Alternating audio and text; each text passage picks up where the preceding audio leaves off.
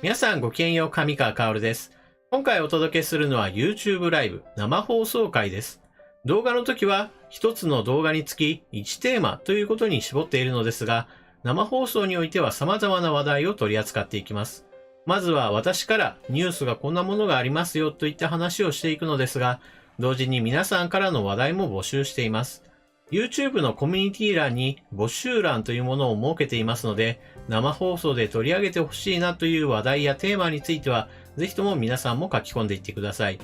また、放送中にどんどん書き込んでもらっても、それは問題ありません。最新のものから見るという時もありますし、評価順という具合にして並べ直して、その上位から見ていくということもあります。その時の気分によって結構変わりますので、お気軽にどうぞ書き込んでいってください。ただ、一つ注意点があります。動画と違って生放送の場合は皆さんとの対話を重視している面があるために、動画のように情報だけをギュギュッと詰めたというものとは少し雰囲気が違います。ですから私自身も結構のんびりと話題を展開していくこともありますので、そうした雰囲気が苦手だなと思う方は、そもそも動画とは違うものだというふうに受け止めてくれると嬉しいです。それではこれより本放送を開始します。ぜひとも最後までご一緒ください。それではスタート。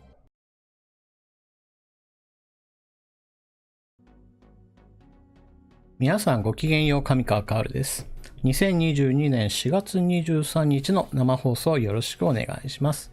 今日もいつものように、21時から23時の2時間ぐらいというのをめどにして放送を行っていきますので、今日もよろしくお願いします。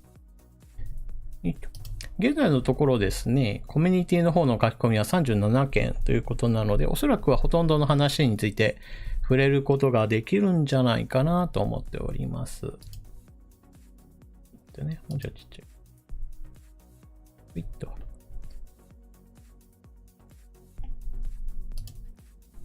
よいしょ。皆さん、いつもの仲間という感じで挨拶してもらって、和気あいあいとしている感じ。私はとても好きですね。田口さん、スーパーチャットはありがとうございます。今夜の授業料ですっていうことですけど、別に私は、なんていうかな、講義をしているっていうわけではないので、動画の初めの方にも書いてるんですけれども、私は別に何か、〇〇の専門家ですみたいなことは全く書いてません。で、じゃあ一体あんた何者なのさっていう話になった時に、私は別に、そうした専門家であったり、ジャーナリストであったりではなくて、もう本当に皆さんと同じ一国民、一市民っていう形で、でもみんなは情報を収集するのにそんなに別に時間をかけられるわけじゃないし、政治的な話、金融の話、軍事の話とか、いろんなジャンルの話を聞いても、いや、そのことについてよくわかんないんだよなってなった時に、上川さんの話聞いてみて、ちょっと話の、頭の整理してみようかなっていう、そういった感じで、話を聞いてもらえれば、特に問題はないかなと思いますね。結局のところですね、私自身もどこかからの話、例えば専門家の話を聞いたりして、で、専門家の話っていうのはどうしても、より正確に話をしようとすると、どうしても専門用語と専門用語を、言葉がどんどんつなぐような形になって、その専門用語の一つ二つわからないようになってしまうと、何のこっちゃっていう話になるんですよね。で、わからない単語がボンボン出てくるともう、その話全体もよくわかんないってなって、話がわからないとその後眠くなるっていう現象が発生するんですよね。これはもう皆さんも学校で授業を受けているときになんかよくわかんないなって思ってくると、もう今日というかものすごく今日たっぷり寝てすっきりして朝登校したんだけれども、授業が始まった瞬間にあれこれよくわかんないなって思った瞬間に眠気なんかゼロだったはずなのに一気にうわ眠っていうね、こういう状態になるっていうことは非常にたくさんあると思います。で、大人になるとそうした別に学校で授業を受けるわけではないので、ニュースのこんな話が出てますよってなった時に分からなかったら分からないままでもなんとなく過ごすことができるんですよね。別に何かその後テストするわけじゃないですから。でも分からないことを分からないまま放っておくと結局のところ次から次と同じようなニュースが出てきた時に、ずっと最初につまずいたままのわからないが続いちゃうんですよね。するとチャンネルを変えて、まあ私の言うはよくわかんない難しい話してるけどね、自分とは関係ないよねってなっちゃうんですよね、どうしても。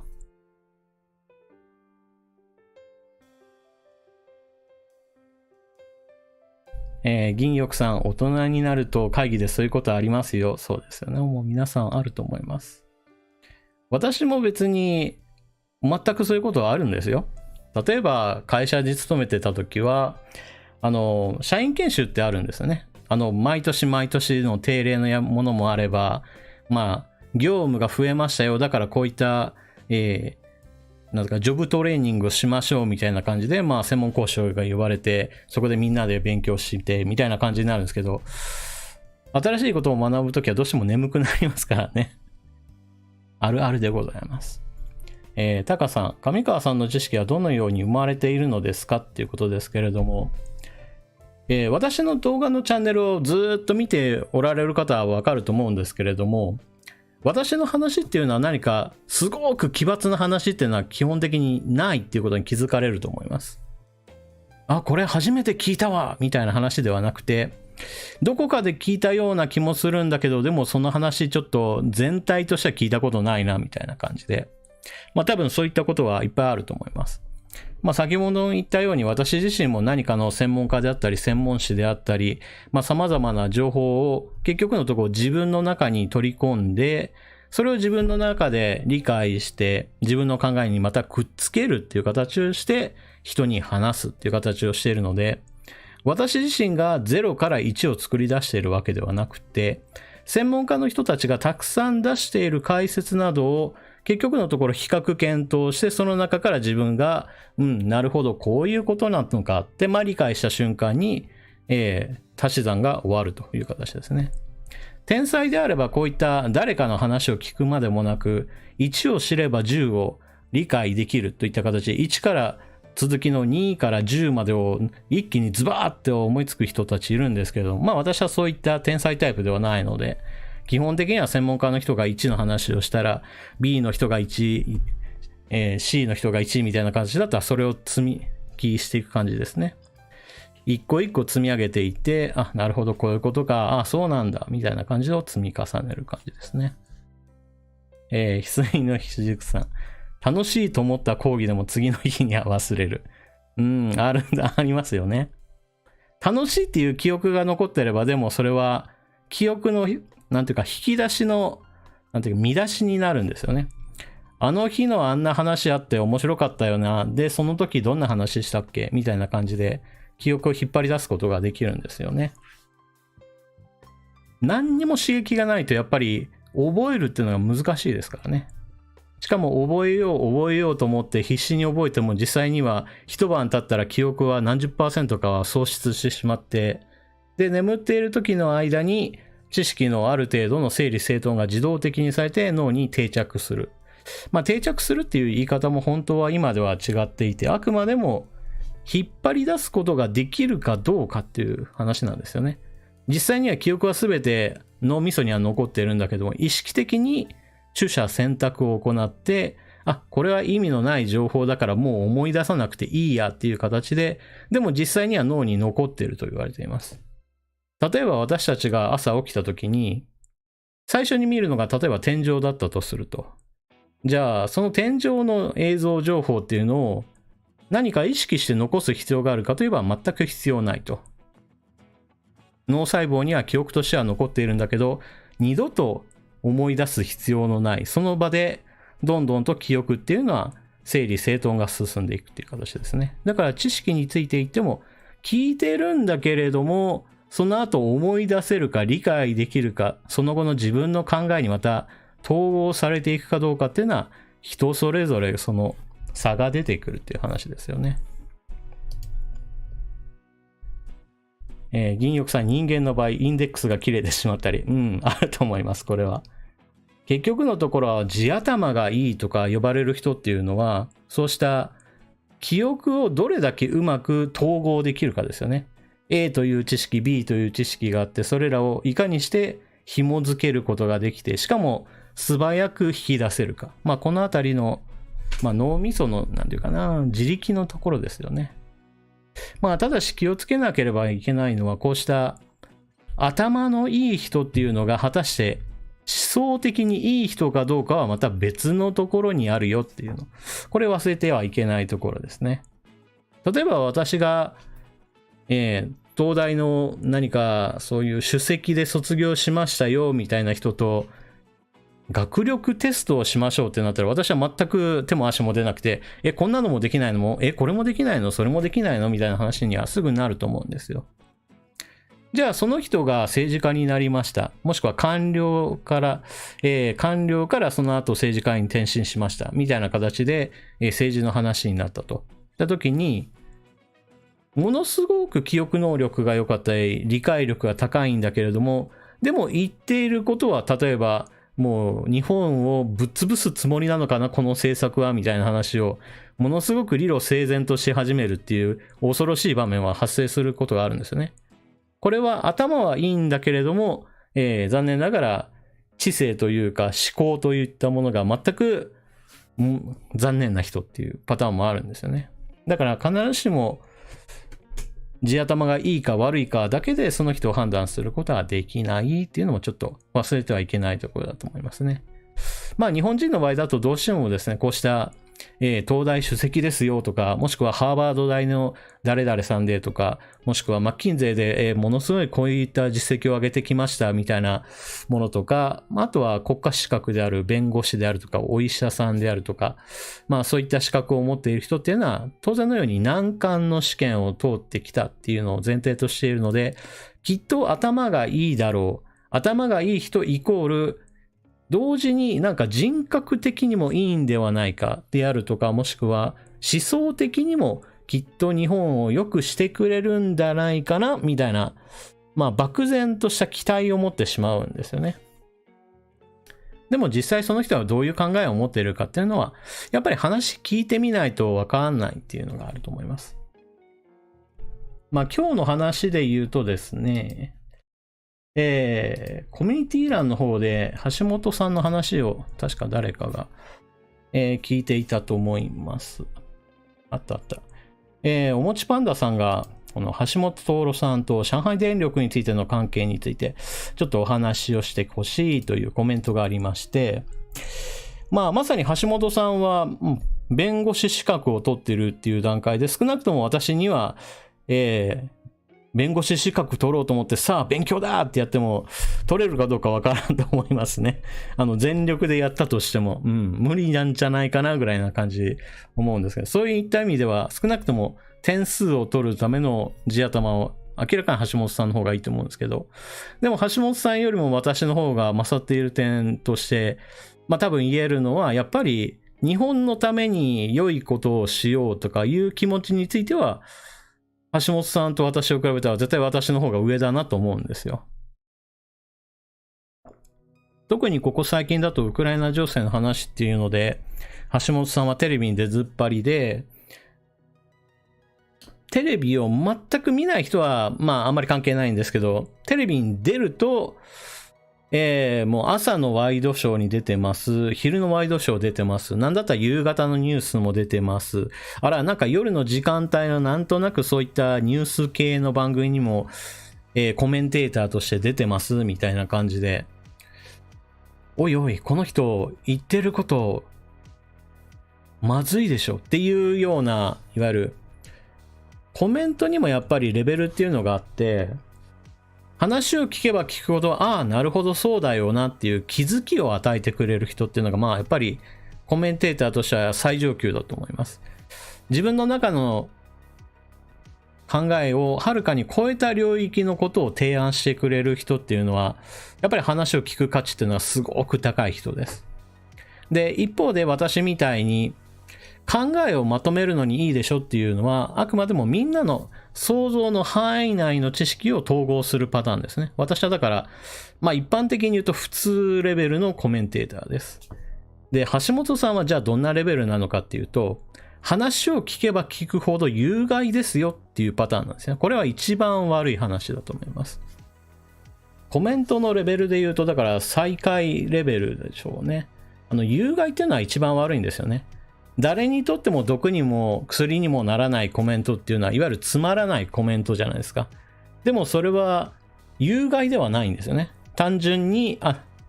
なんか特に話聞く必要もなかったなっていうレベルよりもさらに下なんですよね。聞けば聞くほど、毒されてしまいますみたいな感じで。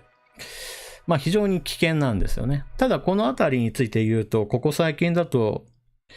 橋本さんはなぜこれほどまでにテレビに出させてもらって、まあしかもいろいろ話をする時間が長いのかっていう、まあこの原因として言われているのが、まあ週刊誌ネタではあるものの、まあこの後政界に進出するっていうパターンで、まあ東京都知事選であったり、もしくは国会議員であったりといったような形で、まあ何らか政治家に転身することを前提として後押ししている人たちっていうのが、まあテレビで積極採用してるんじゃないかっていう話をされていますね。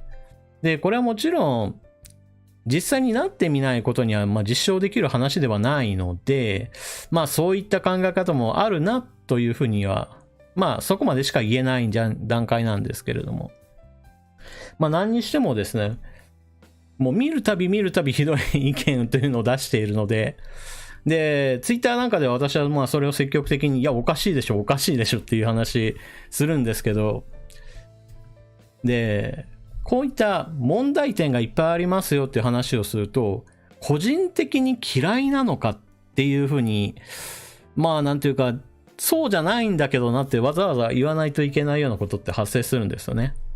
有害なコメントがいっぱい出てますよ、この橋本さんはっていうことを言うと、これはあくまでも意見がおかしいですよっていうことを言っているわけで、別に橋本さんの人間性が悪いであるとか、いわゆる容姿が悪いとか、そういったなんか違う話をしてるわけじゃないんですよね。言ってる内容、その意見っていうのが全然ダメですよっていう話をしてるんですよね。例えばですね、私も YouTube チャンネルの中でひろゆきさんの発言を取り出して、まあ高石さんと意見を比較したときに、いや、ひろゆきさんの言ってることっていうのは、この分野に関しては間違ってますよって話をしたことも動画の中であります。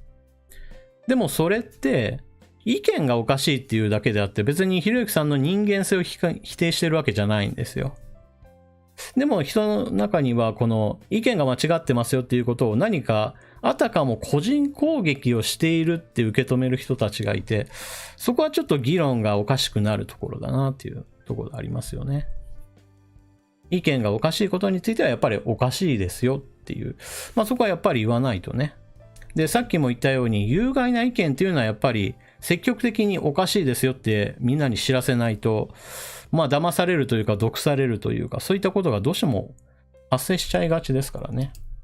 で、YouTube の話をしましたけど、橋本さんは YouTube ではなくて、こちら Twitter の方で圧倒的にまあフォロワーが多いですと。269万5000フォロワーと。まあ、桁違い、すごい桁違いですね。私だって今、フォロワー6000人に過ぎないですからね。もうどんだけ発言力の違い、影響力の違い大きいんだっていうところですけれども。でも、この270万人近い、もしくは270万アカウント。まあ、これらの人たちが橋本さんの意見を聞いている以上は、何らかの影響を受けている人たちがそれなりに出てくるっていうことを考えると、危険ですよっていう警戒情報を出すっていうのが、やっぱりね、必要なんじゃないかなと私は結構思うんですよね。まあそんなわけで、橋本さんの話はまあこの後、コミュニティの方であったので、まあ上海電力についての記事というのもまあ一つあるので、こちらの方をご紹介しようかなと思っております。まあなかなかこの上海電力の関連した記事っていうニュースとしてなかなか上がってこないので、難しいんですけどね。まあ、たまたま一つまとめ記事を上げてる、ジャーナリストっぽい人がいるので、まあ、こちらの人の記事を上げようかなと。というわけで、まあ、おもちパンダさんの出番はちょっと後にしましょうかね。で、その他今日の話としては、109とっくりさんがレジ袋有料化の話、AGT さんはゴールデンウィークもうすぐだねという話。桜島俊さんからは G20 におけるロシアの演説に対して日本だけが残ったのどうなのよっていうとこ。その後、ツツジが咲いてます。こちらは春ですねっていう話。キャットウェルカミングさんが携帯電話に世論調査アンケートかかってきたよ。AGT さんはこちらは為替相場、円安、悪い円安なのか良い円安なのか論争について一言お願いしますといったところ入っておりますね。よいしょ。で、評価順で並べたときに新しい順が出てこないことあるんで、そこを見落とすことがあるんで、ちょっとそこはご了承ください。今、新しい順に並び直したら、おかめ27さんが、ウクライナ義援金箱が設置されていましたよという話で、こちらも、後でさらっていきましょうね。あと、ソウル教のさんの話で、ウクライナの空手選手が銅メダルを売却したその後の話と、ウクライナからの避難民の方の犬の検疫問題、さあどうなのっていうところありますね。こたつねこさん、こちらフランスのカルロス・ゴーン。これでおそらく今のところ全部の書き込みかなと思いますね。と、散々このようにコミュニティの話をしましたが、生放送の初めにはですね、ウクライナ情勢の話をさせてもらおうと思っております。おいおい、コミュニティの方でその話全然ないじゃないかって思われるでしょうけれども、今の私の脳内マップみたいなものをもしもイラストにすると、ウクライナ情勢でだいたい8割ぐらいな感じになってるので、なかなかね、人に話そうと思った時に8割の部分喋らないで2割の部分だけ喋るっていうのなんか自分の中でちょっと気持ち悪くなってしまうので、そこはご了承ください。さて、こちらは4月21日の、情勢なんですけれども、今4月23日で2日経ってるんで、じゃあ随分変わったかっていうと、実は全然変わっていないと思っていいと思います。今の情勢っていうのは、東部戦線における戦いが激しいですよっていうのが一番の注目ポイントなんですけれども、同時にものすごい激しい一進一退もしくはロシア側が進出してきたものをそれを叩きまくってなんていうかな、跳ね返すみたいなことが今のところ起こっていて、大きくロシア軍がなんか進出してきてるわけではないという感じですね。一方でこのマリウポリ、こちらの方の陥落が近いんじゃないかといったところから、この辺り戦いの想像としてはちょっと凄惨な状態になっているんじゃないかなと言われています。ここら辺の状況としては。よいしょ。この緑の丸っていうのがロシア軍の戦闘が激しいところっていうところで、ちょっと地図としてはちっちゃいんですけれども、マリウポリと東部戦線の中で、ロシア軍の進出ポイントが5つぐらいありますというところですね。この辺りが今戦闘が激しいところになっております。マリウポリについては、もう落ちたとロシア側が言うのに対して、ウクライナ側としてはまだまだ立てこもっている人たちがたくさんいて、しかし兵糧攻めにあっている状態なので非常に厳しい見通しになっているということを発表しています。で、この件に関して日本の中ではもうそんなに厳しいんだったらゼレンスキー大統領はこの部隊に対して降伏するように言うべきだっていう人たちいるんですけど、ここ一つ大きなポイントで、ゼレンスキー大統領はこのマリウポリの守備隊に対してはもう周囲が全部包囲されている状況になってしまった時に、もう降伏したい部隊については降伏していいですよっていうことをもう以前に通達しています。で、それに対してマリウポリの守備隊からどんな返事があったかっていうと、兵士の中にはもう個々に降伏したいというものがいるから、そのものについてはちょっと止めようがないと。ただし部隊として降伏する気はありませんよっていう返事が返ってきたと。だからこそゼレンスキー大統領その後何を言っているかっていうと、人狼回廊っていうものを設置して、まず市民については何とか逃がすように、ロシア側と交渉したいと。ただしこれについては人狼回廊っていうのを何回かロシア側と協議して設置したんですけど、実際には避難ポイントに市民が集まってきたら、そこに赤十字のバスがやってくるぞってなったら、まあそこに銃撃があったりして、結局のところ近寄れなかったとか、もしくはバス10台で行こうと思ったら、最初の1、2台しか市民を乗せることができずに、まあ結局のところ危険だからそれ以上進めなかったであるとか、まあそんな感じになってしまって、なかなか人狼街道についてもうまくはいかなかった。そして、なんとなくっていうと変ですけれども、追い立てられるような形でどんどんと、まあ、製鉄所の方に住民ともども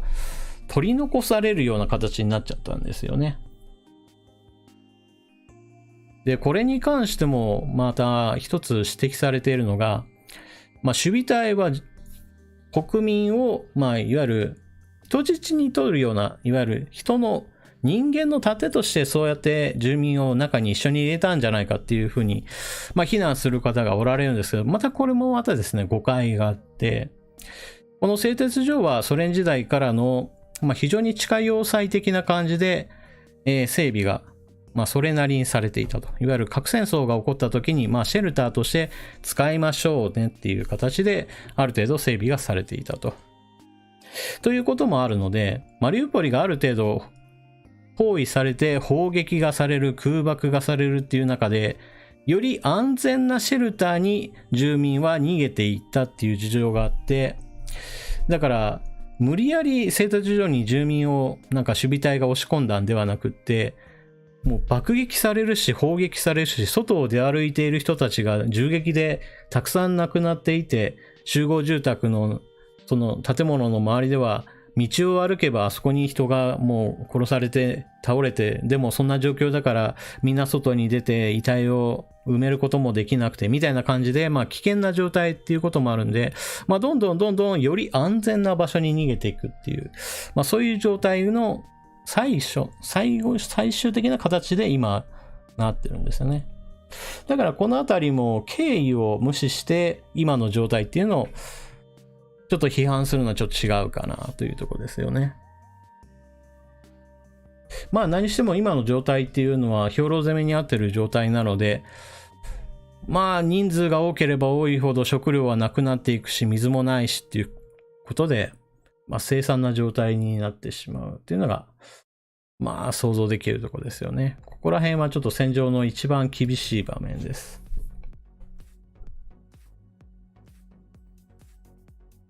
では一方で他のところがじゃあ全く問題ないかというとそういうわけでもなくて、当然のように戦闘は激しく行われております。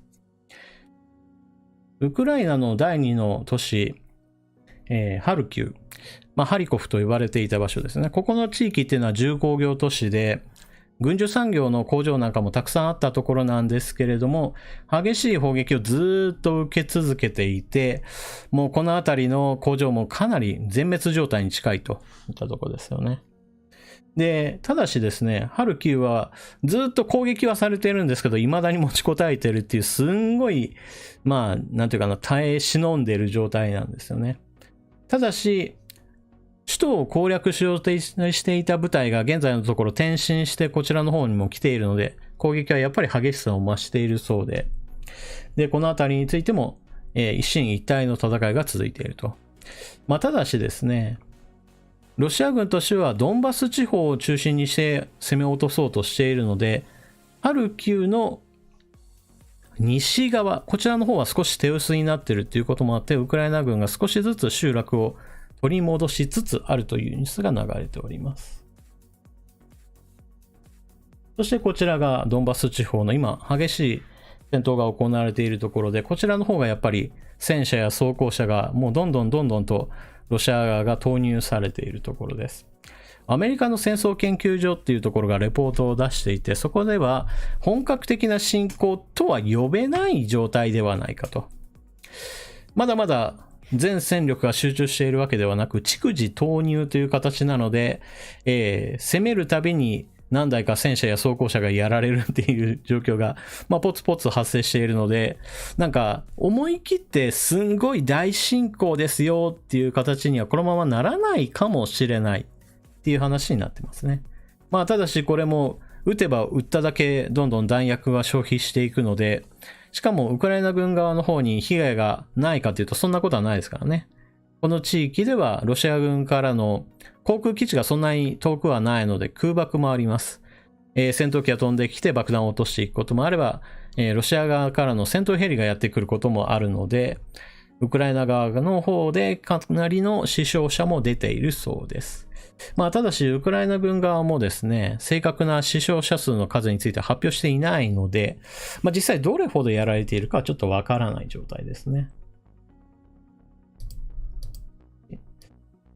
それと昨日の動画の中で私は、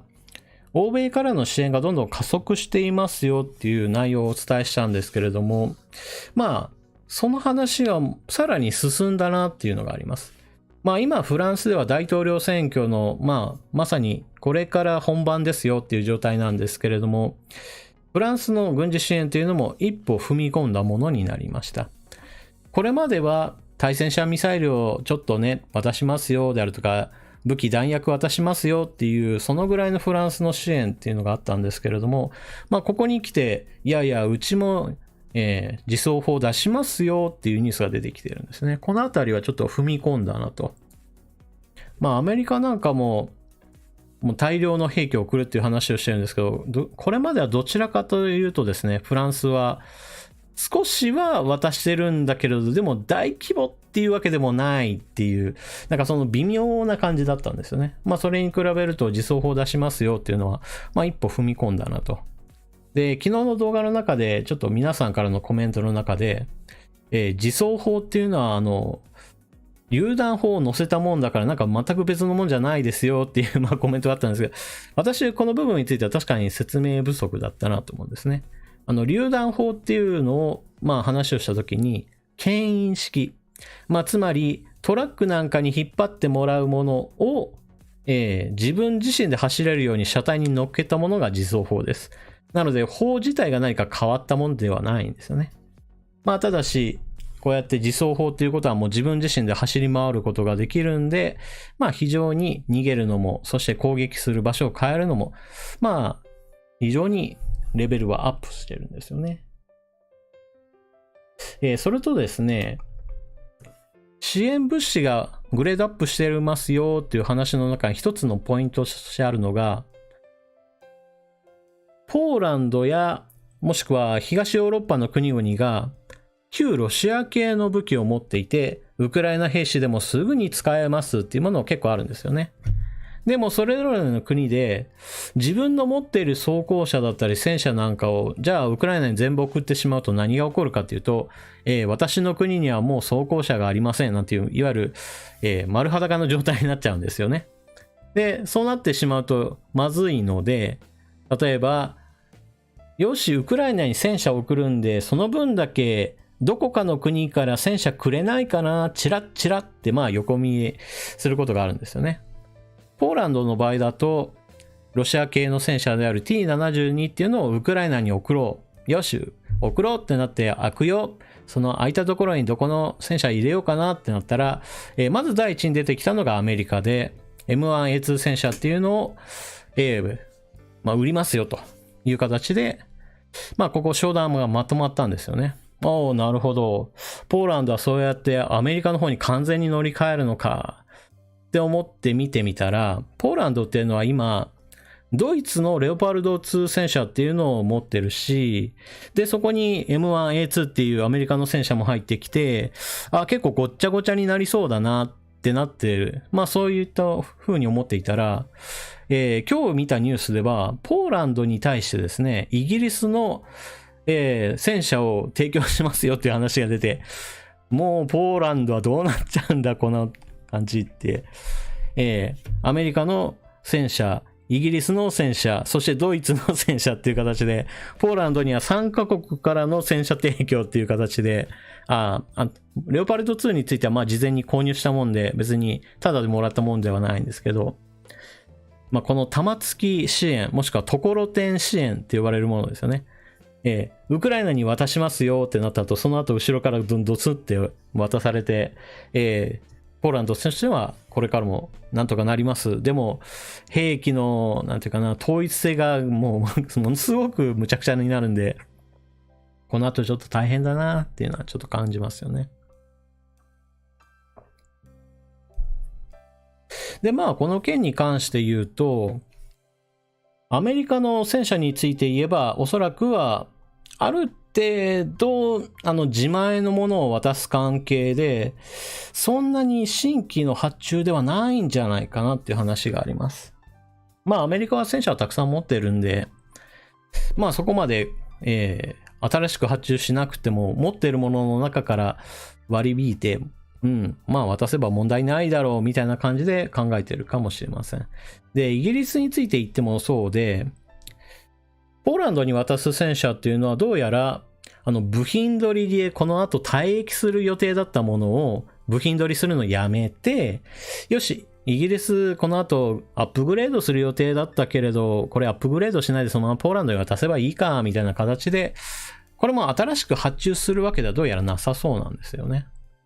まあそういったわけで、あんまり大きなお金は動いてないかもしれません。もちろん、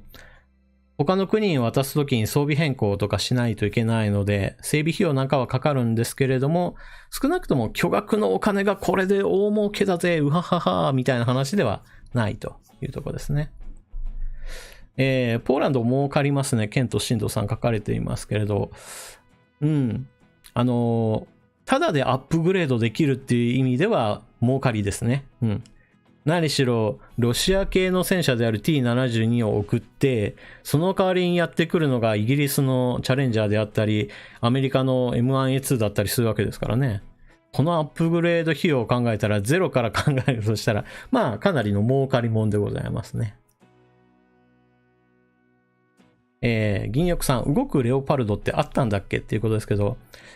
レオパルドの2であれば、普通に現役なので、で、レオパルド1の方は基本的に退役して、帳簿上は残ってるんだけど、実際には動かせないっていう程度ですよね。一丸式はダメですかっていうことですけれど、結局日本の戦車っていうのは残念ながら、まあ、なんていうか、この弾付き支援には向いてないですよね。例えばですね、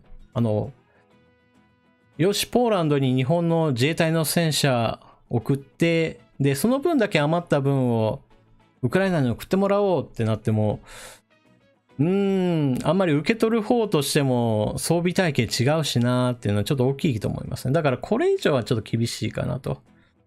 まあどちらかというと日本の場合だと装甲車だったらまだまだ送ってもまあ弾付き支援できるのになとかちょっと思いますよね。よいしょ。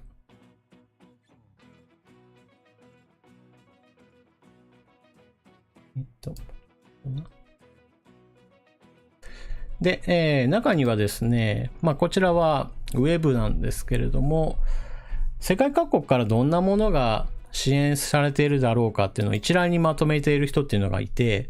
まあこれを見るとですね、本当にいろんな国がいろんなものを送っているんだなっていうのがありますね。で、私も知らなかったものっていうのもたくさんあって、オーストラリア、ベルギー、ブルガリア、まあこのあたりもしてたんだと。クロアチアにチェコは取り上げたか。まああとはバルト三国やってるんですけれども。まあ大きい国だけではなく小さい国もギリシャなんかも送ってますよ。ルクセンブルクが送ってるっていうのを全然、想像すらしなかったですね。ルクセンブルクは100個の NLAW 対戦車誘導ミサイル兵器、ハンビー、こちら装甲車なんかも送ってると。おー、すごいな、ルクセンブルクそんなに送ってるんだ。で、この中に一応日本っていうのもあるんですけども、日本は軍事物資としては兵器は送らないっていうのを前提にしている関係で、最近だと観測用のドローンは送ったんですけれども、軍用のドローンというわけではないよという形はとってます。まあ少なくともドローンにミサイル、爆弾を積めるタイプも一応あるので、日本の場合だとそうした武器そのものについて、載せれるわけではないと。あくまでも観測してその後の見方がどう動くかっていう、そこを支援する形ですよね。まあただこれも解釈によってちょっといろいろあって、いや、ミリタリー規格、いわゆる軍用規格品のドローンですよと日本の送るのは。いわゆるホビー、いわゆる趣味としてのドローンレベルじゃないので、いや、日本のものはもうこれは軍事支援の位に入るだろうっていう人もいれば、いやいや、これはあくまでも観測用で武器積んでるんじゃないんだから、これは武器じゃないでしょうっていう。まあこういうちょっと細かなところの話はありますよね。まあ日本の送っているものとしてはその他防弾チョッキであったり防寒着であったり、衛生用品であったり発電機なんかを送っておりますよということで、一応世界各国の中に、名前が載っているところであります。まあただしウクライナもこの点に関して言うと別に日本に対してよし戦車を送ってくれとか言ってることは一回もないので、復興の時には日本ぜひとも力を貸してくれっていう、まあ、つまり、なんとかお金の面で頼むぜっていう話をしてるんですよね。これ、ウクライナが戦時国債発行してもらって、それを日本の人がある程度買うみたいな形で、まあ、そういう支援の形もあるんじゃないかなと思うんですけどね。まあ、ちなみにウクライナは戦時国債っていうのを発行していて、まあ、大体700億円ぐらいは調達したんじゃないかなっていう風なニュースになってるんですけど、まあ、そんなもんじゃ足りんだろうと思うんですよね。まあおそらくは1兆円とか2兆円単位ちょっと戦時国債発行でもしない限りは難しいと思うんですけれども、ただしウクライナの経済規模っていうのがまあ残念ながらかなり小さいので、こうした1兆円2兆円の戦時国債発行してもなかなか買い手がいないかもしれないっていうのはちょっと言われてますね。まあだからこそ他の国々に対してなんとか送ってくれっていう頼み方しかちょっとできないんですよね。まあこのあたり普段の経済力っていうのがどれだけ大事かっていう話になりますね。まあ何してもこうしたリストを見ると本当にいろんな国から支援が入ってるっていうのがわかるので、逆に言うと正式な支援がやっぱりないロシアっていうのは、まあ外交的に私は敗北しているというふうに結論付けております。まあこの件に関して言うと北朝鮮からのロケット、まあこうした支援なんかがあるんじゃないかであるとか、まあもしくはまあ、シリア、イラン、中東の国やもしくはアフリカ大陸の独裁国家なんかからも少しは武器弾薬の提供あるかもしれないっていう話はあるんですけども、まあそういった国々の支援っていうのは政府国家として送りますよって手を挙げてるわけじゃないんですよね。いわゆる細々と見つからないように、こっそり持ち込もうとかいうそのぐらいのレベルなので、やっぱり大々的に送るものとは規模が違うと思いますね。まあこの後北朝鮮が例えば自国生産のロケットを送るにしても、まああんまりロシアとしても支援をせずに使うだろうなって思いますからね。まあこの後北朝鮮兵士がわーっと戦場に現れるっていうこともちょっと考えにくいですし、まあこのあたりはね、そこまで警戒しなくても良いんではないかなと思っております。そしてですね、支援の形としては、まあドイツが非難されてますよっていうのは、アメリカの方ではニュースになっているようですね。まあ戦車について言うと、まあ送りませんよっていうのは、このドイツの姿勢としては、まあ重火器を送るとロシアとの対立関係深まっちゃうなっていうところからやめとこうっていう判断したんだと思います。で、こう考えている理由っていうのは、まあ以前の動画でも解説しましたけれども、ドイツはメルケル政権の時代が非常に長くって、その間プーチン大統領と蜜月の関係を築いてきたと。その蜜月の関係を築いてきた中で、ノルドストリーム1、ノルドストリーム2と呼ばれる天然ガスのパイプラインっていうのを作って、ロシアから安定的に天然ガスを輸入する体制っていうのを作ってきたんですよね。で、その体制っていうのは今になってさあ一気に変更するのかってなると、めちゃくちゃ難しいですよと。これは技術的に難しいっていうのもあるし、これまでロシアとつながっていた国会議員が非常に多かったっていう問題もあって、この政権の内部でも、いや、ロシアと敵対的な行動するのやめとこうよっていうところもあれば、いやいや、ウクライナに対する支援やらんとダメでしょうっていう、このあたり、連立政権なので、かなりの意見の相違っていうのが発生しているようですね。で、プラスアルファとして言える話っていうのが、今、東ヨーロッパの国々を中心にして、ウクライナに対する装甲車であったり戦車を送ろうとかいう話になった時に、空いた兵器どうするのか問題で、アメリカは積極的に自国のものを売ろうとしてるわけです。よし、戦車だったら M1A2 ガンガン撃ってやるととか、もしくは装甲車がないんだったらハンビーを送ってあげようみたいな感じで、自分たちの顧客に、取り込もうとしてるわけです。でもドイツにも軍需産業っていうのがあって、戦車も作ってますよ、装甲車も作ってます、自走砲だってありますよ、もちろん対空兵器だっていろんなもの作れますよっていうことがあるので、もう一気にアメリカがそこの、商売上において、ライバル視してるんですよね。そういったこともあって、もうウクライナに物を送るんじゃなくって、東ヨーロッパの国々でウクライナに兵器を送るところがあれば、その後空いた穴はドイツ製の兵器買ってくださいよ。もしくは、買わなくてもいいからうちの兵器採用してくださいよっていう形で、潜り込ませるっていうのも一つの国家戦略にしてるんじゃないかなっていうふうに考えられます。味方同士のいわゆるシェア争いですよね。このあたりドイツっていうのはロシアの顔色を伺いつつ、でもやっぱり自分たちにとっても利益になるところを狙っていこうとしたら、そういった選択肢もあるのかなと。ただこういったことをあんまりやっていて、内輪もめはしてほしくはないんですけどね。で、ここ最近新しく出てきた話としては、以前だと専門家カナルの間では言われていた、ロシア軍っていうのはクリミア半島から出てきてオデーサを落とした後、その後どう行動するかっていう話についてなんですけれども、専門家の間ではそのオデーサを落としたらそのままさらに西へと進んでモルドバっていう国を侵略してしまうんじゃないかなっていう話がありました。で、これはあくまでもロシアが言っているわけではなく専門家からの指摘だったわけですけれども、ここ最近に来てですね、ロシア側からそういった話が出てきてますよっていうのがニュースになっております。で、現在のところ南部戦線っていうのは比較的、一進一退でロシア軍が大きく進出してくることはなくて、むしろウクライナ軍が集落1個2個取り戻したよみたいなのがポツポツと出る感じなので、そんなにオデーサが落ちる可能性っていうのはないかなと私は思っています。黒海艦隊の旗艦モスクワが撃沈されたっていうことから、その後対艦ミサイルの攻撃を恐れて黒海艦隊はオデーサ周辺に、そんなに出没しているわけではないし、上陸作戦で一気に落としてしまおうなんていう作戦は無理なんじゃないかって言われている状況です。ですがですね、この後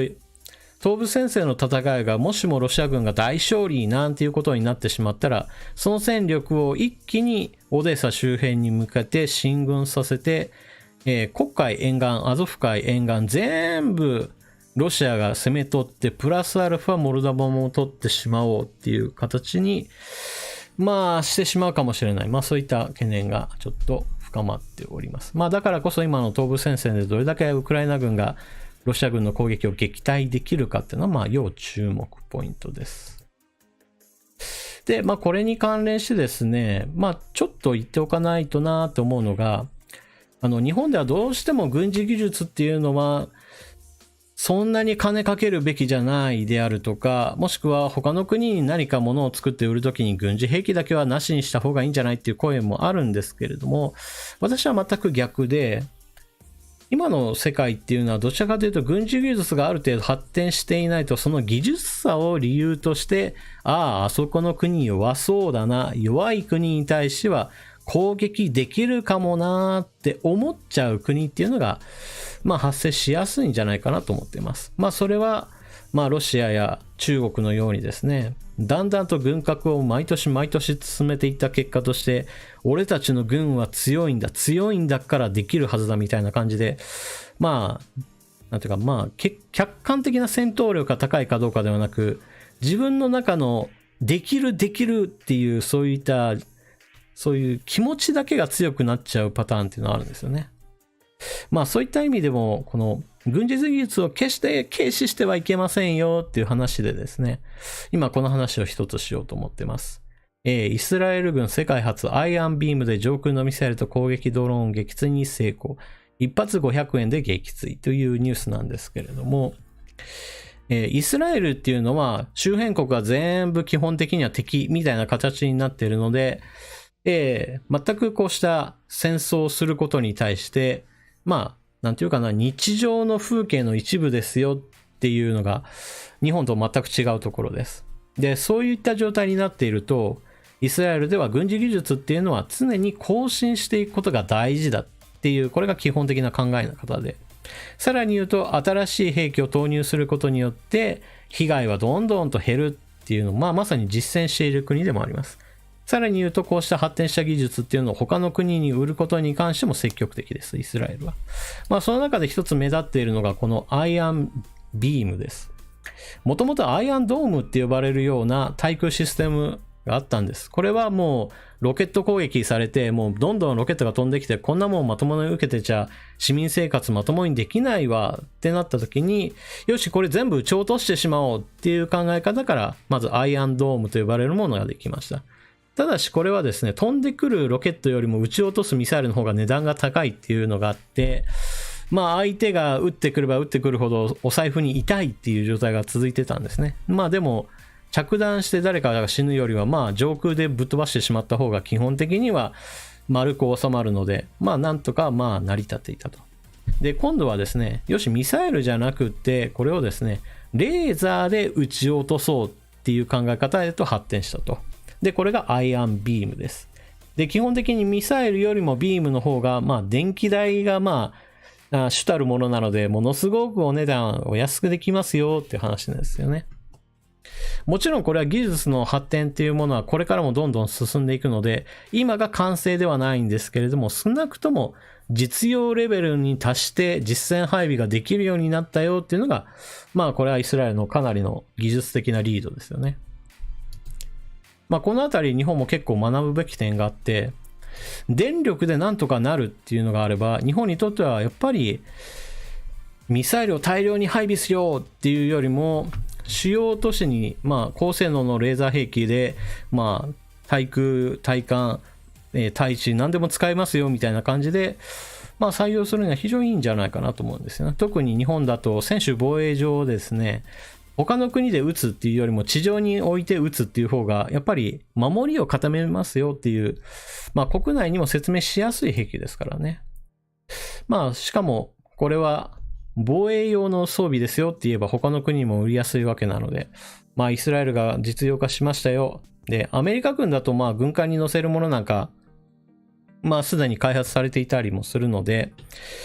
そもそもサイエンスフィクションではありませんと。もう現実に存在するものですよ。そして軍での採用が始まってますよっていうものなので、基本的にはより安くより高性能なものをどこの国が作るかっていう競争が今もう発展しているところです。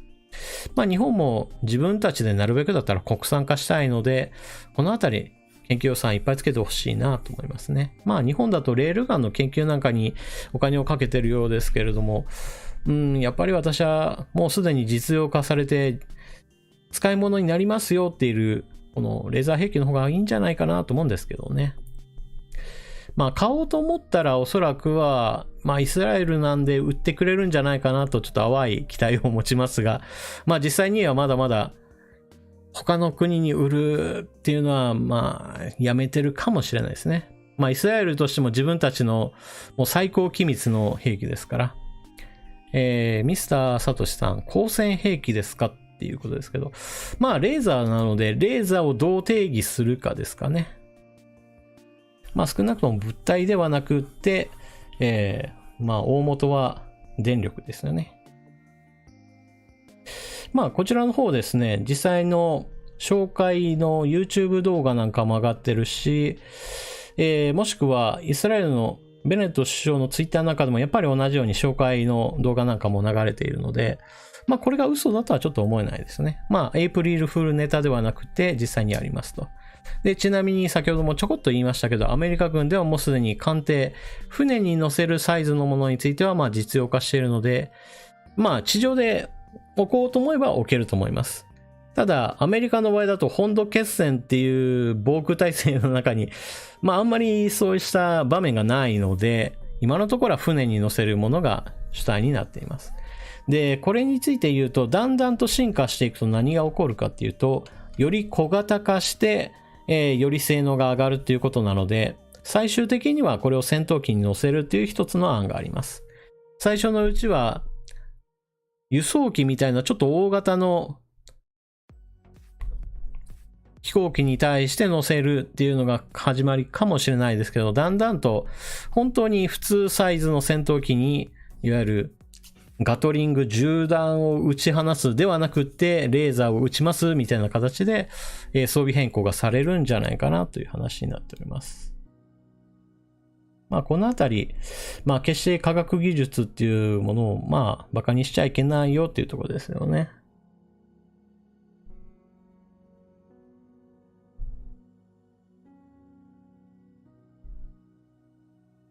おっと。画面が真っ暗になっちゃった。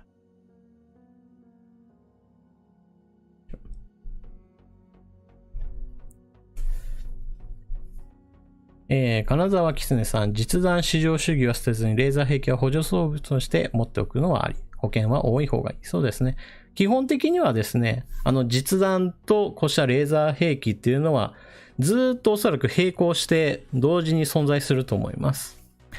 まあスペースの問題でどっちか一つだけってなったらまあどっちかにするんでしょうけれども、スペースの問題さえなければ両方を持って実弾も使えるしレーザーも使うしっていうことになると思います。というのもレーザーの場合だとどうしてもそれを撹乱しようっていう対抗兵器の方もどんどん発達するので、よしあそこにレーザー兵器があるなと思ったらそのレーザー兵器が動かないようにしてしまおうとか無効化しようっていう兵器が当然出てくると思うので、やっぱり同時に2つ違う系統のものを装備しておくっていうのはまあ大事になるでしょうっていう意味ですね。だからアメリカの艦艇なんかも銃弾の雨あられと撃つっていうのにプラスアルファレーザー兵器も載せようっていう、いわゆるプラスアルファなんですよね。決して全部をレーザーにしようっていうわけにはなっておりません。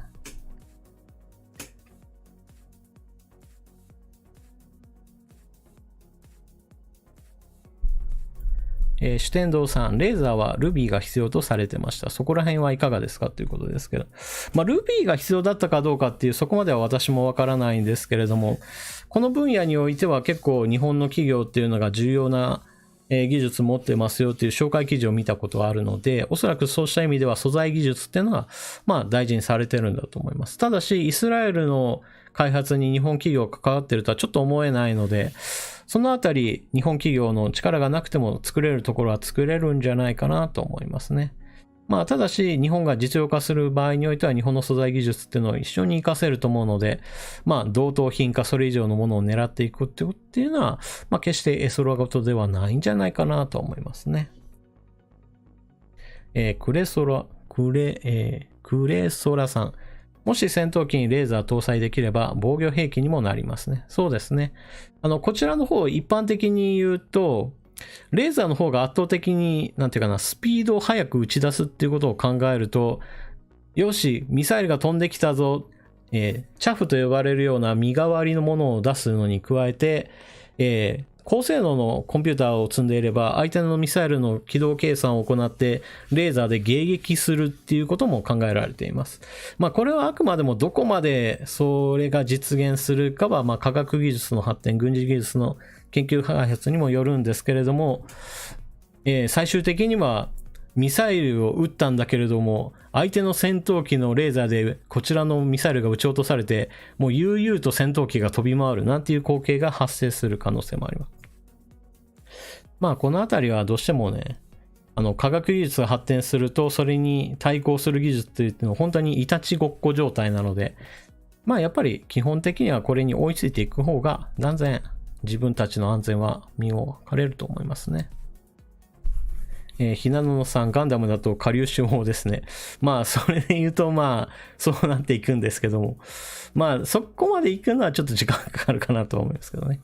まあ何しろガンダムの世界だと、モビルスーツのこの動力源は確か、核融合のやつじゃなかったかなと思うので、まあそんなこともありますよね。確か原子力ではなかったはずですよね。安田圭さん、ヘリと戦車の重要度は下がったのかなっていうことですけど、結局のところですね、いろんなものが出てくることによって何か一つだけあればいいみたいな感じではなくなってますよね。例えばヘリであったら、それを上回る戦闘機必要ですね。でも戦闘機があってもその戦闘機を落とす対空ミサイル必要ですねみたいな感じで、A という兵器が出てきたらそれに対抗するものっていうのが、まあ、常にマッチングするような状態なので、まあ、どうしても重要度は一つ一つは下がってますよね。ただし、全くなくなってしまう。例えば、戦車がゼロでいいとか、ヘリなんかなくても、そんなのはドローンで代用できるみたいに言ってしまうと、途端にその部分について、ポコッと穴が開いちゃうっていうことが起こってしまいますよね。まあだから結局のところ、お金さえあれば全種類を、ある程度揃えて、それぞれがレベルが高いもので、しかもそれが全部連携するっていうのが理想的な形ですよね。ニュートンさん、太陽光パネルの再利用でソーラーレイはいかがでしょうということですけれども、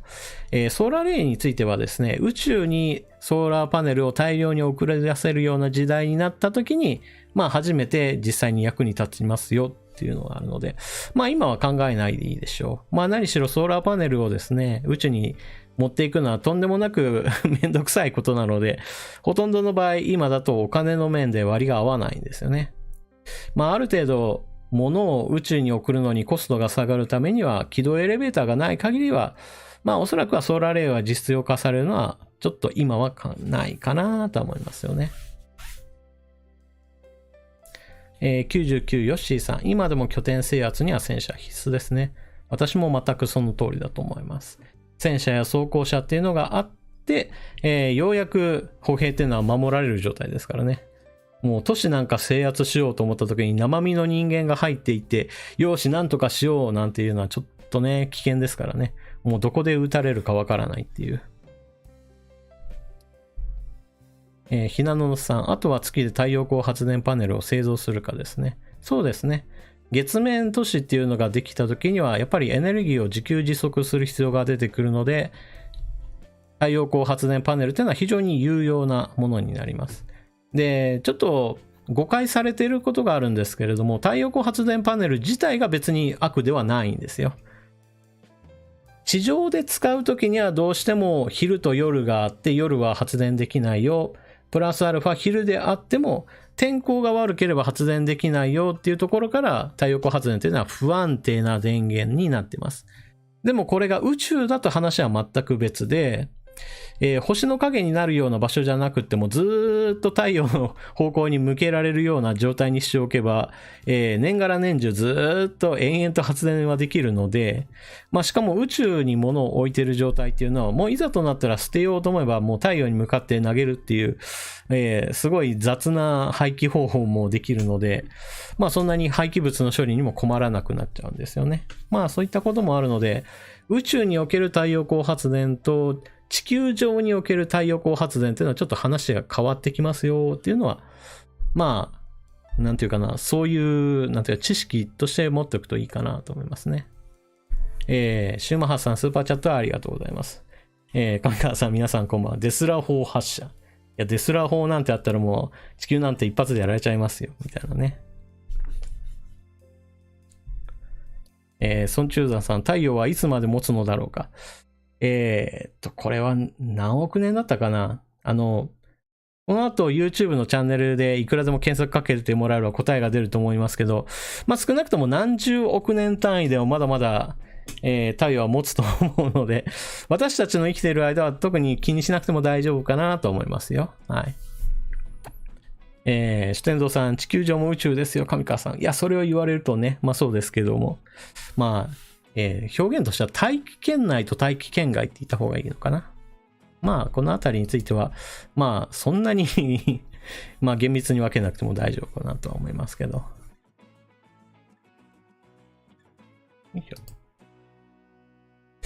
でですね、ちょっと話はいろんなところに行きましたけれども、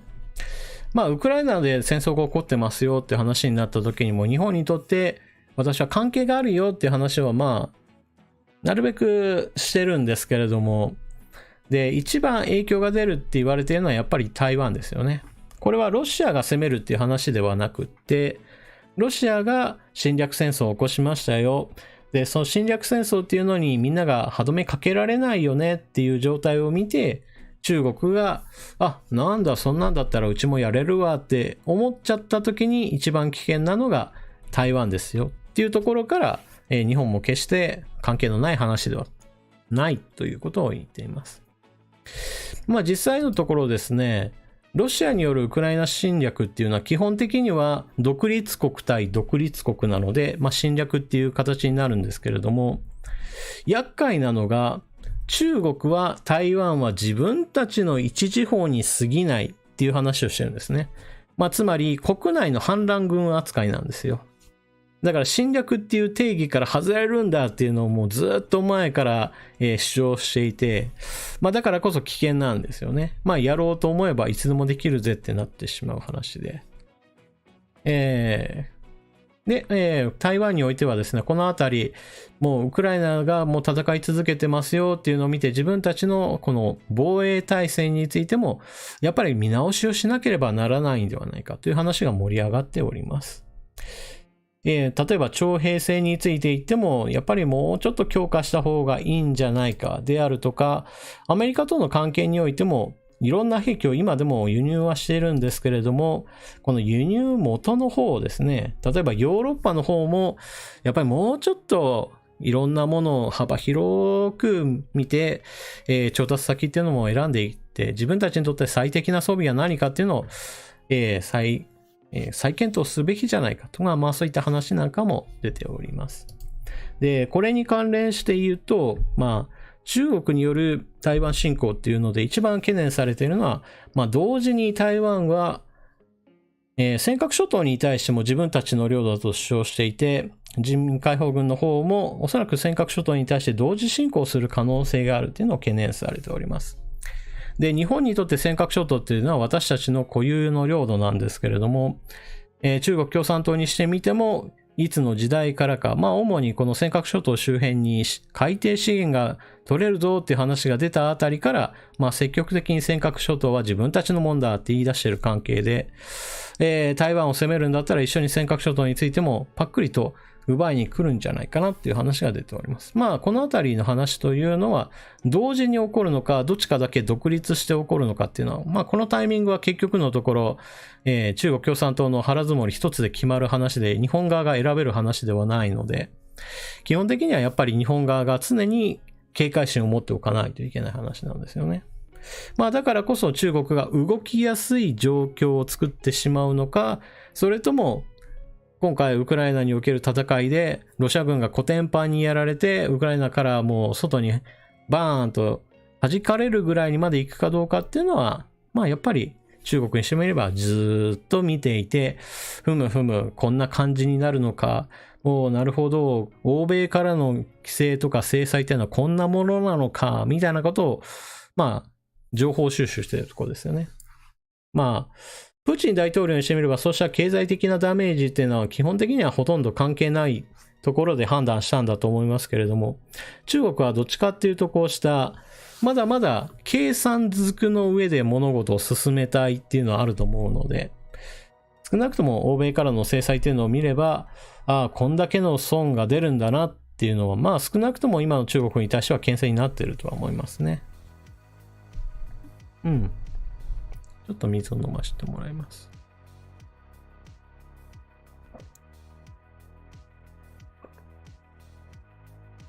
よ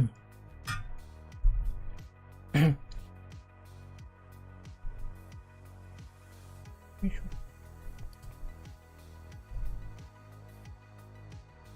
ょ。ひなのさん、尖閣諸島だけでなく石垣島や宮古島も危なそうっていう話ですけど、まあいわゆるもう尖閣諸島を取りに来るんだったらその後の沖縄本島であるとか、いわゆる沖縄県所属の島々っていうものについてもまるっと取りに来る可能性があるっていう話は、まあこれも連動して起きる話ですよね。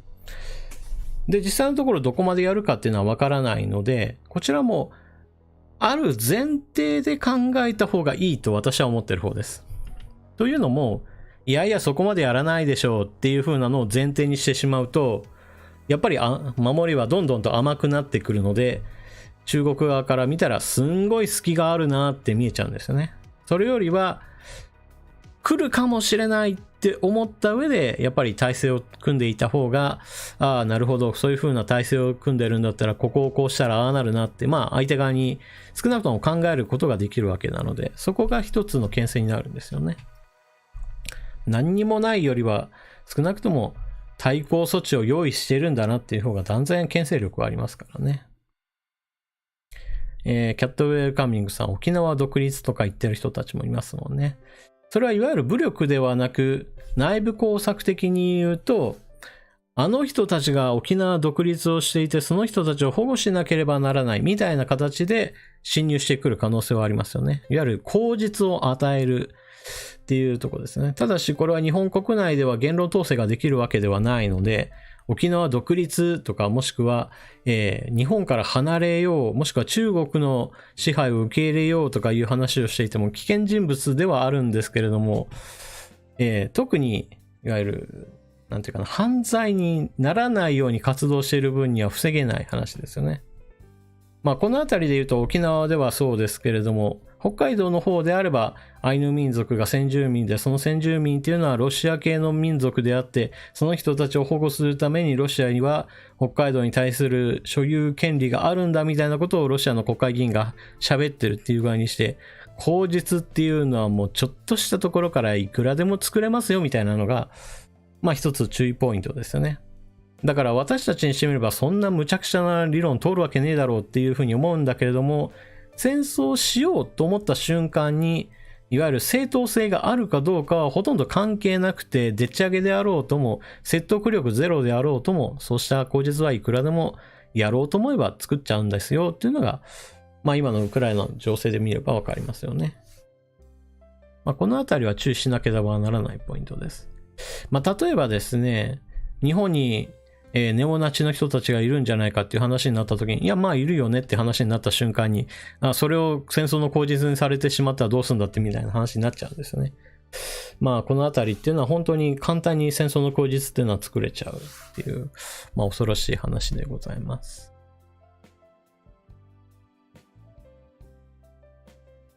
無双かまこさん、北海道も沖縄も赤くなってるように見えるし、赤くなってますよね。地元の新聞報道なんかが赤くなってるっていうのはよく言われますよね。で、プラスアルファ、その地方における教育界が赤くなってるっていう問題もあって、まあこれは別に日本全国至るところで赤くなってる、教育委員会あるんじゃねっていう話はいっぱいありますからね。このあたり非常に危機感を覚えなきゃいけない部分の話ですよね。99ヨッシーさん、オール沖縄も北海道のアイヌも自称ですから。そうなんですよ。これがね、もう自称でそれを認めてしまってってなってね。まあ怖い話でございますよ。ただ日本だとこういった安全保障の話っていうのは残念ながらですね、私の感覚で言わせると、政治に通じている人たちの間でしか語られていないっていうのが、これまた大きい問題だなと思っています。いわゆる国民的な議論であるとか、みんながみんなそう思ってますよねっていうのじゃないんですよね。まあそれはなんでそう思うかっていうと、選挙の時に安全保障問題っていうのがどのくらい重視されますかってなった時に、必ずのように、4番目です、5番目です、なんだったら、安全保障何それみたいな感じで全く、考慮されずに選挙結果っていうのが決まりますよっていうのがあるんですよね。もちろん日本の国会議員でも安全保障大事ですっていうのを叫んで当選する方もおられるんですけれども、残念ながらそれが主流派ではないんですよね。まあそこのあたりちょっと怖いことでございます。それでは次のニュースいきましょうか。ポチッと。こちらはコミュニティの話で、つないでいきましょう。よ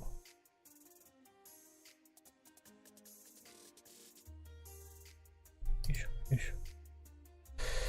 しょ。まずそれじゃあ、コミュニティの方のお話全然いかなかったので、ここからはコミュニティの話をいきましょ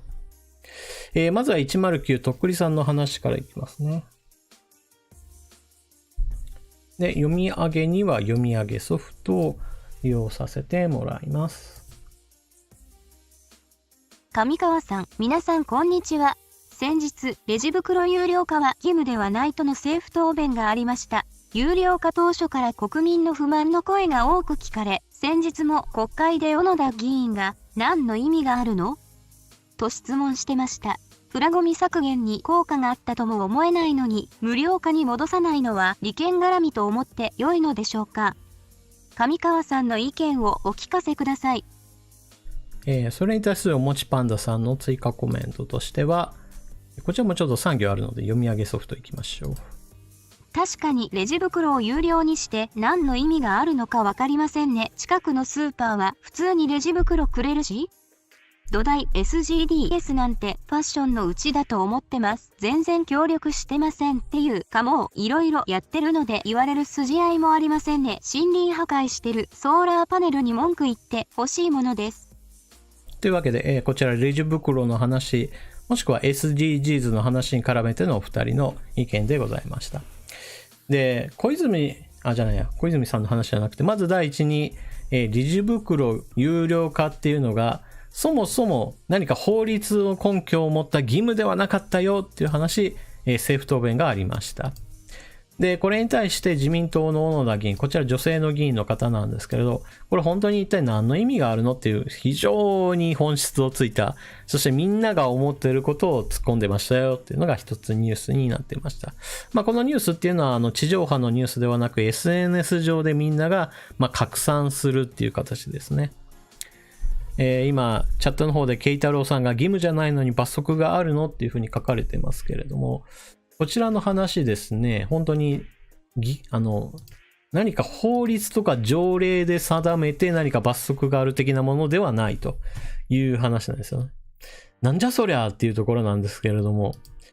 のあたりについてはですね、もしもレジ袋有料化っていうのを義務化したら、それは憲法違反だっていう話が、いわゆる法律の中ではゴニャゴニャされていたと。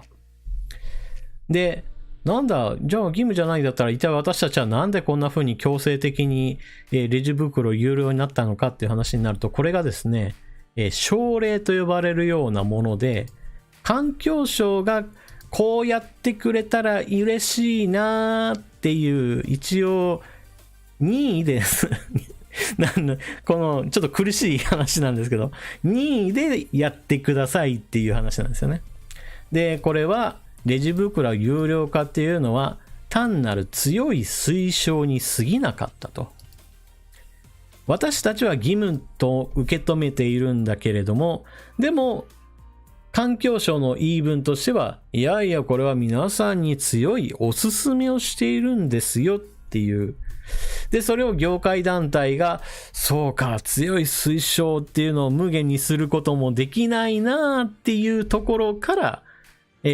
特に罰則があるわけではないんだけれども、よし、やるんだったらみんなで一斉にやりましょうっていう形で、はい、ではレジ袋については有料化します。レジ袋欲しい方については何円ですよっていう形にしたと。っていう話で、いわゆる、もう破ったらお前のところは営業停止だとかそういう話ではないんですよね。で、それに付き合わされたのが国民全員っていうのが痛い話なわけです。で、とっくりさん書かれてますけれども、これ、削減効果について効果があったのかっていう話になった時に、私はこの後のデータっていうのを探ったんですけれども、環境省の出しているデータとしては、少なくともポイ捨て減ったよ的な話は出てくるんですけれども、でも全体的に言うと別にゴミ袋じゃないんですよね。その海洋ゴミと呼ばれるものの大きなものっていうの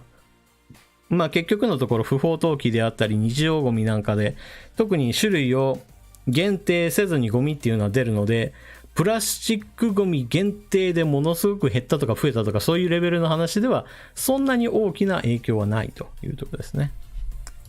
で、この件に関しては何の意味があるのっていう話になった時に、結局のところ小泉大臣何を言ってるかっていうと、こちらですね、レジ袋の話っていうのは結局のところ皆さんに対して啓蒙することが第一の目的でしたと言っています。一体何を啓蒙するかっていうと、環境意識を高めるっていうことが今の世界の主流の流れになっていますよというのを日本の業界であったり日本国民に広く伝えるための一番なんていうか、シンボル的な活動としてやったんですよ。プラスアルファとして、でもこれを実際に動かしたのは私じゃないですよ。あくまでも前任の大臣ですよっていうのを言ってますね。このあたりは、あくまでも自分は広告塔にはなったんだけれども、レールとしてはすでに敷かれていて、そこに私は最終的な場面でいただけに過ぎませんというのが、まあ、小泉さんの話でございました。で、今のところはですね、このに加えて、プラスチック製品についてはどんどんと減らしましょうっていうのは、継続的な話として、今からも、これからも進んでいきますよっていう話をしています。なので、会計するときに袋がいる、いらないだけではなく、これからは、ストローだけではなく、スプーンであったり、フォークであったり、プラスチックケースのものについては、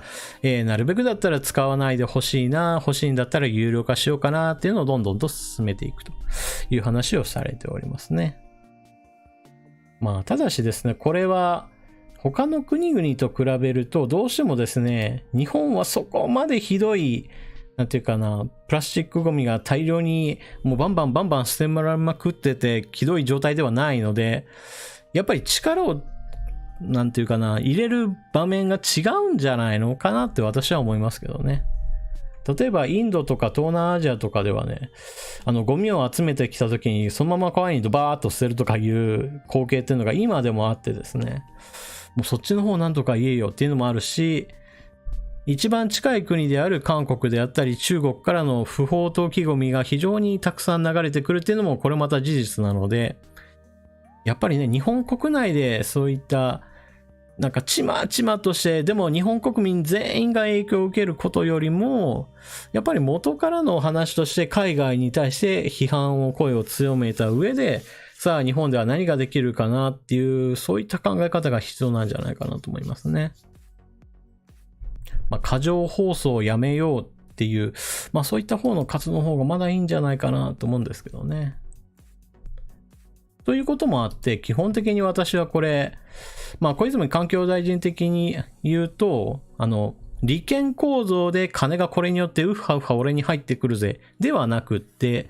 私は環境活動という正義の御旗を立てている、そうしたクリーンな政治家ですよっていう、そうしたアピールをする政治的な目的の方がはるかに強かったんじゃないかなという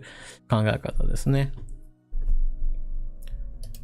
で、おもちパンダさんの方は SDGs なんてファッションのうちだっていう話なんですけれども、こちらの方も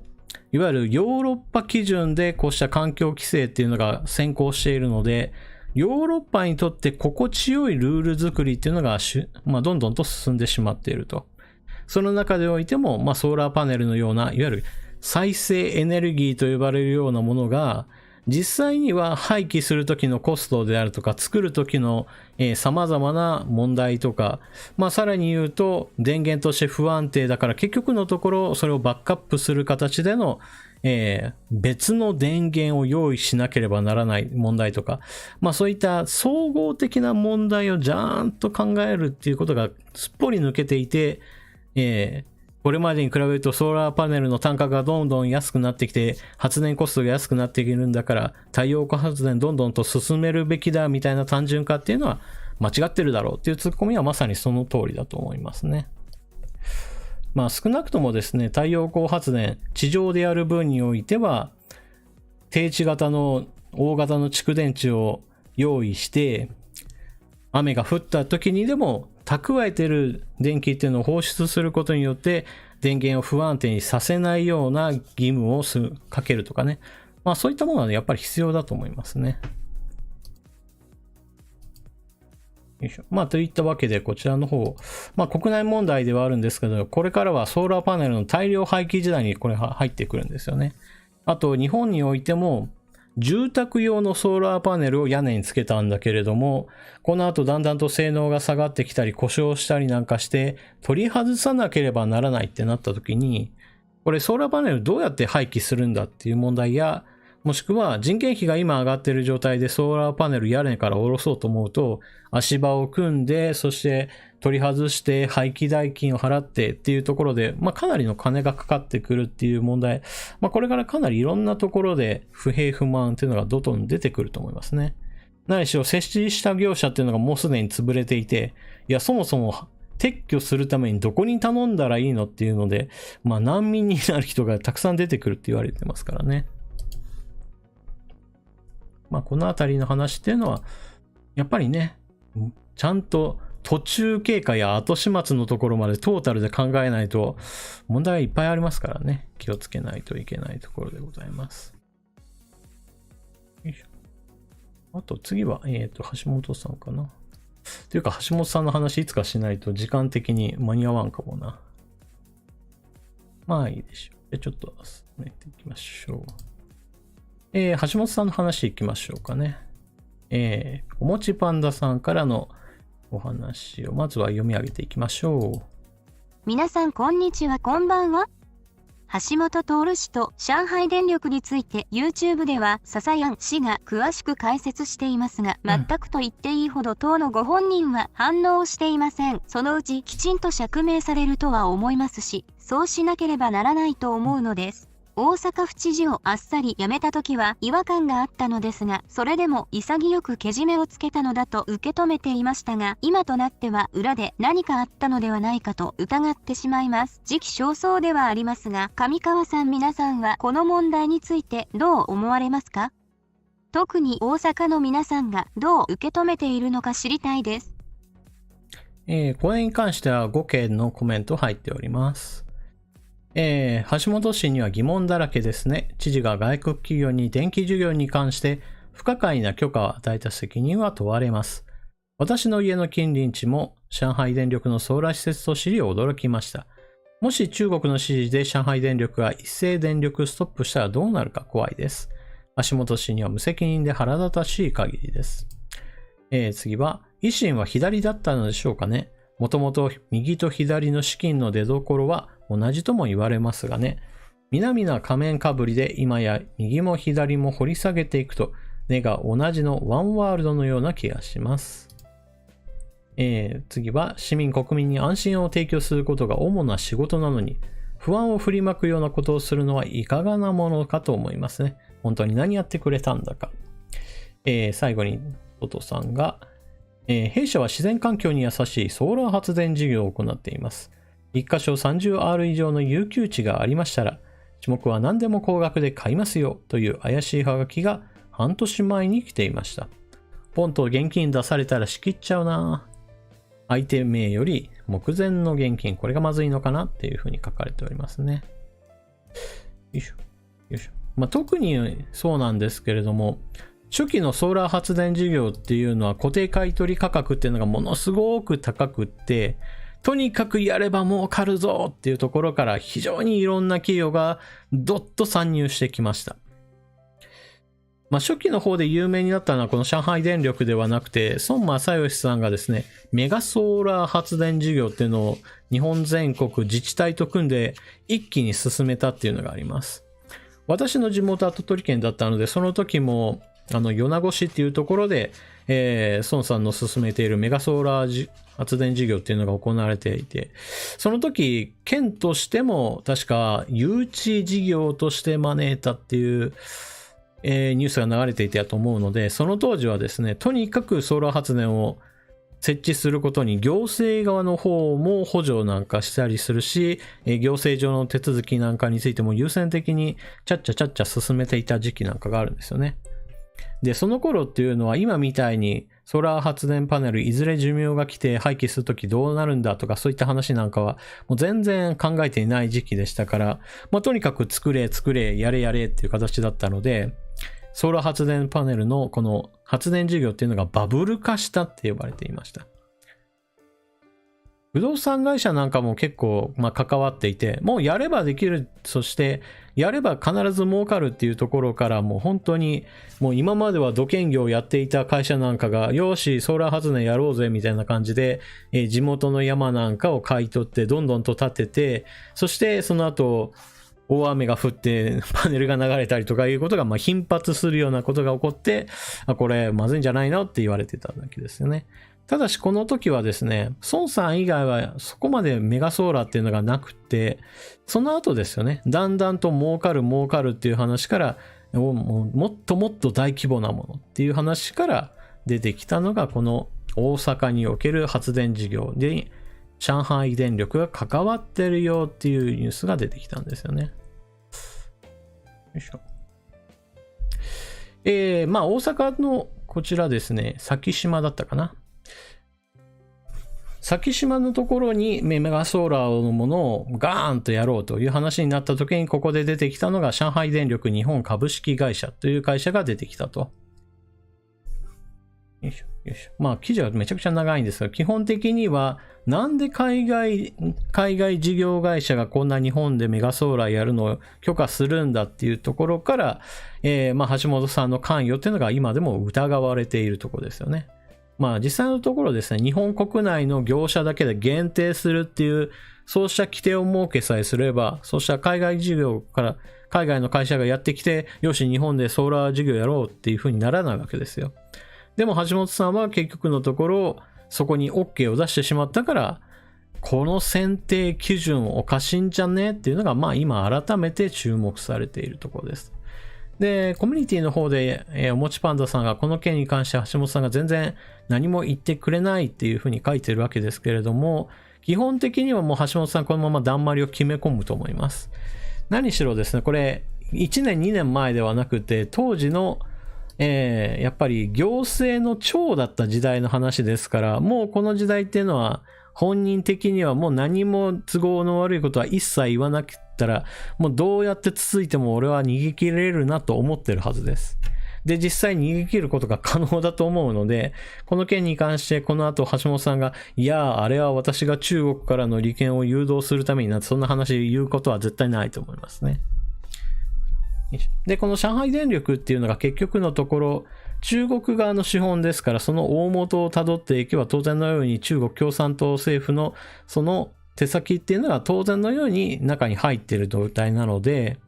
最終的に何か日本と中国っていうのが戦争関係みたいなことになれば、よし、じゃあだったら自分たちの企業の影響の及ぼせる範囲で日本国内で何とかしてやろうとなったら、こういうのを一気にカットされる可能性がありますよっていうのもありますし、当然のようにここで上がった事業の売上、お金っていうのが結局のところ中国の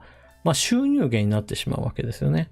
なんで日本の業者にお金を流すんじゃなくて中国の企業に流してしまうんだっていうのも一つのポイントです。当たり前なんですけれども、日本の法人が日本で売上を上げたら日本で法人税を納めるわけですけれども、こういった中国企業が日本で法人として売り上げたお金っていうのを、例えば海外法人にある程度コンサルタント業務としてお金を外に流してしまうっていうことはあるんですよね。これは別に中国企業だけではなく、アメリカの企業なんかも、いわゆるグローバル企業と呼ばれるものは、アマゾンみたいにものすごい売り上げを上げてるはずなのに、いつの間にかその売上金っていうのが、利益が海外にどんどんと飛び散ってしまって、日本に納めてる額がほんのちょっぴりです、みたいな形になることがあるんですよね。そういった意味では、日本企業に限定するような形になんでしなかったんだっていうところから、中国に対する利益誘導の疑いありという話になっております。よいしょ。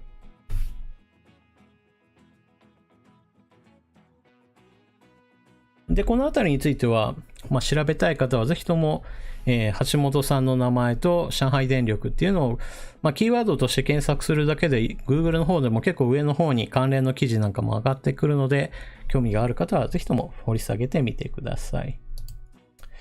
で、今話の出てきた上海電力、ここ最近だと何をやってるかっていうとですね、現在でも日本においてメガソーラー事業っていうのを展開しております。山口県岩国市の山林で建設が進む大規模太陽光発電所メガソーラー事業が中国系企業に買収されたことが地元に波紋を広げているというニュースが流れております。こちら今年の3月の記事なんですけれども、昔からやっとるんだなっていうだけではなく、現在進行形で日本でメガソーラー事業を進めているんだなっていうところですね。中国に本社を置く上海電力の 100% 子会社、上海電力日本。まあ別に日本って後ろについてるからって言って結局のところ上海電力でしょっていうところですよね。でこの辺りの話としては、ものすごいメガソーラー発電するんであれば結局のところ地元の人たちにしてみれば何の利益にもならないわけですよね。山林が結局のところ、木々は全部切り倒されて、そしてソーラーパネルを置くための整地がされてしまって、まあ山が治水能力を失ってしまうっていう問題ありますからね。ここで出てくる話としては、メガソーラー建設による土砂崩れや土壌汚染、井戸が枯れる、いわゆるこれは水脈に悪影響を与えるっていう話から出てくる話なんですけど、まあこういったものっていうのは結局のところメガソーラーをやろうとしたら必ず出てくる問題なので、日本にとってはやっぱりやらない方がいい話なんですよね。例えばですね、私が地球上大気圏内でやる太陽光発電事業であれば、不毛な地でやるのが一番パターンとしてはいいんですよ。例えば砂漠の地域であればそもそも農業なんかもしてないし、土地は広いんだけど太陽さんさん降り注いでるけど特に何にも役に立たないなっていうところでメガソーラー発電事業をやる。例えば中東地域におけるメガソーラーっていうのも一つ有力なんですよね。実際やっている国はあります。そういったところの方が断然いいんですけどね。日本みたいに山林がもう緑が生い茂っている状態のところでそれらを全部切り倒して山肌全部ソーラーパネルですって何のこっちゃいってことですよね。まあ日本にとって言うとやっぱり電源として非常に不安定になるっていうこともあるので、日本で進めるべき、発電方法ではないと私は思うんですけどね。まあ宇宙でやるっていうのが一番いいんですけど。で、ここ最近の話で言うと、また、もう、ウクライナ情勢との絡んでの話で言うと、橋本さんの意見っていうのは私はものすごく低く評価しております。でも、私はものすごく低く評価してるんですけど、テレビにはガンガンと出されているので、この方の意見というのが、まあ毎日連日のように放送されてそれを聞いてそうだって思う人が出るたびに私はこれまずい影響がいっぱい出るなと思っております。まあ一番大きい影響っていうのが、私は日本の安全保障問題っていうのは非常にこれから取り組まないといけないっていう考えてるんですけども、橋本さんは全く逆で、ウクライナにロシア軍が侵攻してきた時の最初の第一声っていうのが、まあ、さっさと降伏しろという話をしていたんですね。で、その理由としては、降伏しなければ、そのによってロシア軍との戦闘が発生し、市民の人がいっぱい亡くなってしまう。いっぱいの人が亡くなってしまうようなことを見過ごしてしまうのは、非常に政治家としては落第だ。こんなゼレンスキー大統領はとんでもねえ政治家だ。さっさとウクライナは降伏しろっていう話を最初してたんですよね。まあこれに対してはものすごく多くの人たちが批判して、その意見というのは少しずつ修正はしているんですけれども、もしも橋本さんが日本の首相だったとしたら、ロシア軍が北海道に上陸してきました。ロシア軍は北海道と東北地方の割譲を求めています。わかりました。橋本総理としては、よし、もう降伏します。どうぞ欲しいだけ持ってってくださいっていうことを言いますよっていうことを言ってるわけですよね。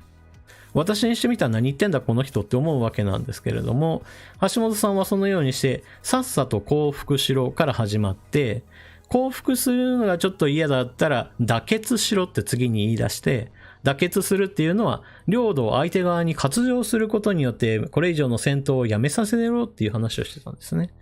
で、その段階でのロシア側の要求としては、クリミア半島とウクライナ東部地方と、南部地方においてもオデッサとかそうした黒海沿岸地域全部ロシア領ねっていうのを妥結しろという話をしていて、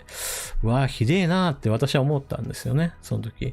でもひでえなと思う意見と一方で、橋本さんの言うことはとても理にかなっている、とっても賛同できるっていう私としてはとうなるしかないような、そうした賛同の意見なんかを書かれている方もいるんですよね。だから人間ってのは本当にいろんな100人いれば100人の考え方が分かれるんだなっていうのを思うわけですけど、でも本当ね、日本にしてみると、実際問題自分たちが責められた時にどんな人が政治指導者になっているかっていうのは、これほど大事なことはないなっていうのは本当深く思い知らされる。まあ情勢ですよね。橋本さんがトップだったら、速やかに降伏しますっていうことを言うわけですからね。もうこんなの中国が攻めてきた時には、中国が尖閣諸島と沖縄本島と九州もついでにくれって言ったら、はい、わかりました、はい、わかりました、はい、すべて、中国の思い通りにさせますよっていうことを言うのかって思った瞬間に、もう橋本さん恐ろしいって私は思うんですけどね。この感覚っていうのは多くの人たちにしてみれば、ウクライナのことだからそう言ってるけど、日本の指導者になったら違うよっていう人いるんですけど、なんでそんなこと言えるのって私は逆に思うんですけどね。まあ、橋本さんは以前自分がコメンテーターに対して、コメンテーターっていうのは本当自分は責任取らんでいいから適当なことを言うなっていう風にして、自分自身が政治家の時はコメンテーターっていうのは本当無責任な野郎だって発言していて、今は政治家じゃなくなってコメンテーターになったから本当無責任なことをもう適当なこと言ってるなっていう状態になってるわけなんですよね。で、こんな人をずっと使ってるテレビ局っていうのは恐ろしいなとも同時に思うわけです。で、現在のところインターネットではこんな無茶苦茶なことを言ってる橋本さんをガンガンとテレビに出している理由っていうのは、橋本さんが政治家に転身するその後押しとして知名度を高めるためにガンガンとテレビ局が出しているんだっていう話があっても、この後、まあ選挙が近づくたびに橋本さんどうなるんかな、どういう動きするんかなっていうのをちょっと見ていかないといけないなと思ってしまいます。ね、東京都知事選挙に出てきて、橋本さん受かりましたなんていう話になったら、小池さんの次橋本さんなんていう。で、この話っていうのは結局のところ、橋本さんはずっと維新の会とは関係ないっていう話をしてますけれども、きっと東京都知事になるなんていうことになったら、まあ維新の会を東京勢力を伸ばすためのその下地作りみたいなことを展開するんじゃないかなみたいなところで、まあ透けて見えるわけで、ちょっとね、気持ち悪さ満点でございます。おっと。今のはあくまでも意見が気持ち悪いっていう話をしているだけで、別に橋本さんの人格を攻撃しているわけではありませんよ。まあ、そこはご了承ください。ね、怖い怖い。もう世の中怖いことばっかでございますわ。ほのぼのりんさん、こんばんは、間に合ってよかった。結構な後半になっておりますね。まあ、そういえば誰か、スーパーチャットしてくれたかな。話に夢中で時々スーパーチャットに気づかないことあります。山下秀樹さん、スーパーチャットありがとうございます。お夜食代にありがとうございます。2000円ももらえたらもうお腹いっぱいでございますね。よいしょ。さあ、次に行きましょうかね。桜島俊さんのコメントご紹介。では読み上げます。で行きましょう。上川さん、こんにちは。G20 における6人の演説時の日本の対応についての上川さんのご意見を伺いたいです。米欧の国が退席する中、日本は居残りました。この態度は露国、C 国に日本は甘い国と思わせてしまったと思います。岸田政権は毅然としてと言葉だけで全く毅然としていないと思いませんか？よいしょ。で、これに対して5件の意見入っております。こたつねこさん。日本の対応らしいな。たとえジェノサイド、下道ロシアの演説を聞くのも、ロシアの演説を聞いている他の国に対しての礼儀だということだろう。岸田政権では、ロシアや中国にもともと甘いから期待などしていない。おもちパンダさん、桜島俊さん、こたつねこさん、確かに悩ましい問題だと思います。やはり敵を断つことが良策だったと思います。このニュースを聞いたとき、ってなりました。得意の聞く耳ですっていうことですね。まあ、こちらロシアの意見を聞く耳っていう話で出てきたと。鈴木大臣ってどうなの？職務遂行能力に疑問。内閣の一員です。聞く耳は有効です。ということで。まあ、こちらは、出席していたのは岸田総理ではなくて、鈴木さんなんですけれども、まあ、結局のところ内閣の方針として聞く耳っていうやつも出てきてるって話ですよね。で、この件に関して言うと、まず、欧米というジャンルで言うと、まあみんながそもそもロシアの意見を聞く前に、はいはい、外に出ましょうねって言ってみんなで記念写真を撮っておりました。この時にウクライナの財務大臣も中心にいて、私たちはウクライナとの連帯を示しましたという、いわゆる政治的なアピールをはっきりと示したわけです。で、その時において日本はあくまでもロシアの話を聞きますよという態度から中に残っていて、その後の記者会見において、私はロシアに対してはっきりと批判の意見を言うために残りましたという話をしていました。なのでこの話の整合性を取るための一つの条件としては、事前に欧米の各メンバーに対してはみんなを代表して私というか、日本が批判の意見を言うために残りますねっていう話を事前にもしもしていたんだとしたら、これはありです。逆にそうした事前の根回しが一切なかった上で自分の独自の判断で残って、単純に、ロシアに対する批判の意見を言いようために残りましたっていうんだったら、これはアウトですね。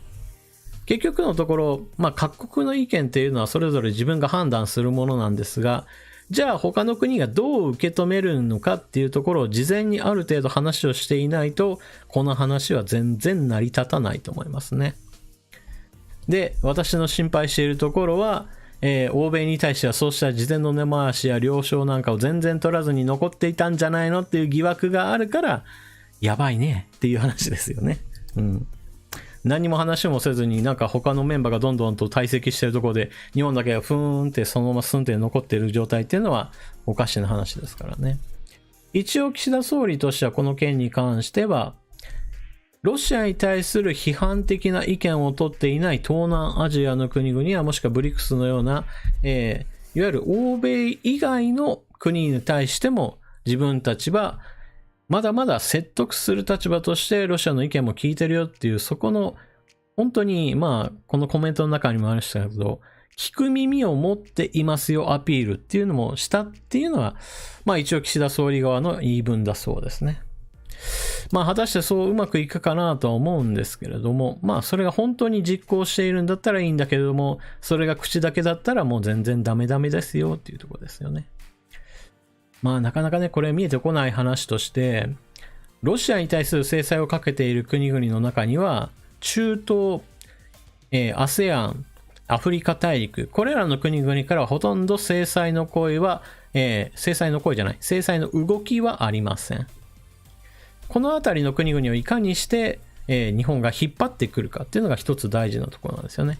欧米各国は少なくともアフリカ大陸に対する影響力っていうのは自分たちが宗主国だったっていうところもあって強く出られない部分があるんですよね。日本の場合だとそこに対して少しものは言えるんだけどだからといってここ最近は中国の影響力がどんどん強まっていてなかなか日本の外交性とかうまくいかない。そして ASEAN 各国についていても中国の影響力の方が非常に強烈に出ている状態なのでロシアに対する制裁としても私たちは様子見をしますよ中立的な立場を守りますよという国が非常に多いんですよね。日本としては ASEAN の国々だけでもやっぱり対ロシア制裁になんとか加わってもらえるような説得外交をする必要があると思いますね。よいしょ。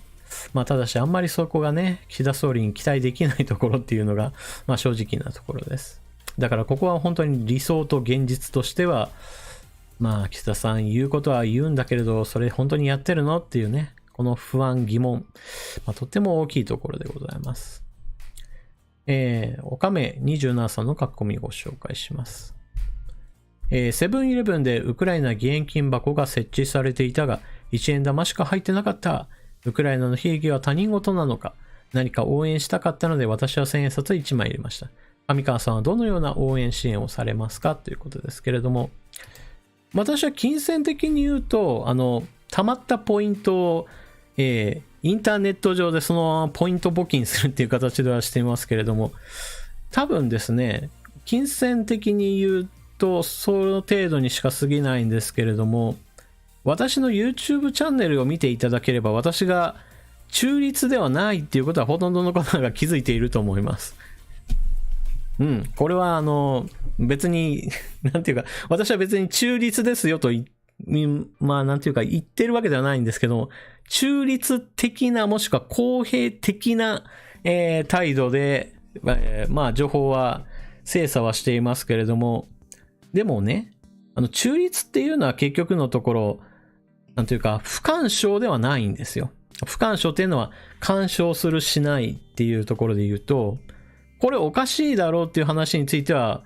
批判するわけですよ。その時は中立じゃないですよね明らかに。例えば、今日の話で言うと橋本さんおかしいでしょって話をした瞬間に私はもう中立じゃないわけですよ。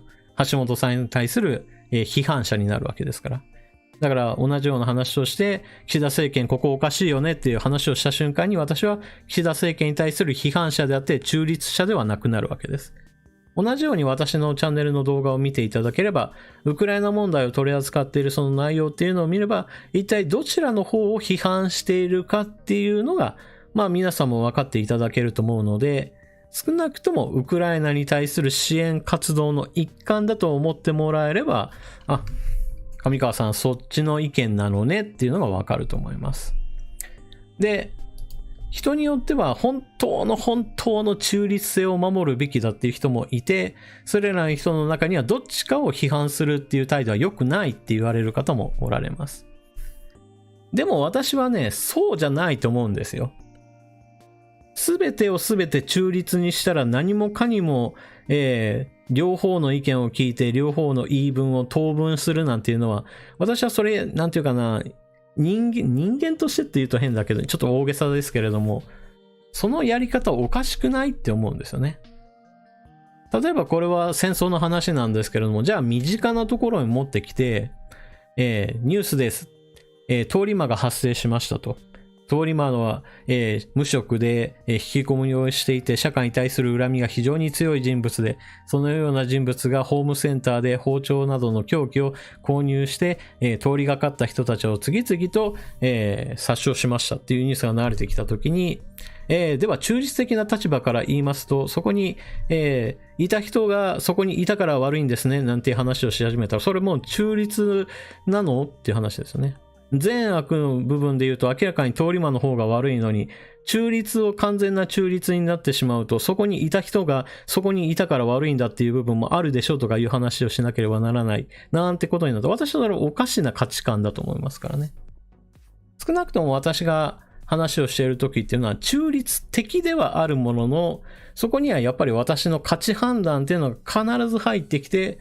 この人の言っている人、この国のやっていること、おかしいよねっていう判断は必ず存在するんですよね。で、それを見た人が、いや、上川さんの考えているその価値判断っていうのおかしいんじゃないとか、もしくは、同じ考えですよとか、そこはやっぱり人それぞれ違うと思うんですけど。そういった風にして考えると、私はお金的に言うと、例えばイーロン・マスクみたいに、よし、ウクライナに対して衛星通信ネットサービス GO するぜなんていう風なことは全然できないんですけれども、でも私の動画っていうのは多くの人たちにとって、例えば10万再生、20万再生するっていうことによって、少なくとも私が考える価値判断として、おかしいでしょロシアっていうのに基づいた話を多くの人たちに広げてるっていう意味では、私は自分のできることはやってるとは思ってます。だから人によって何ができるかっていうのはやっぱり人それぞれ違うので、自分にとってはこれができますよっていうのをそれぞれの人がそれぞれやるっていうのが、私はそれでいいと思っています。みんながみんなイーロン・マスクみたいに何百億円単位での支援っていうのをできるかっていうとできるわけじゃないし、どこかの社長さんみたいに私はこの問題に対して10億円出しましたみたいなことができるかっていうとそんなことはないわけですからね。だから人それぞれ自分のできることをやりましょうっていう。で、その時もやっぱり自分の判断っていうのが大事になりますよっていうところですよね。ドライジンさん、スーパーチャットありがとうございます。平均台からの落下にのみ注意する総理。なかなかですね。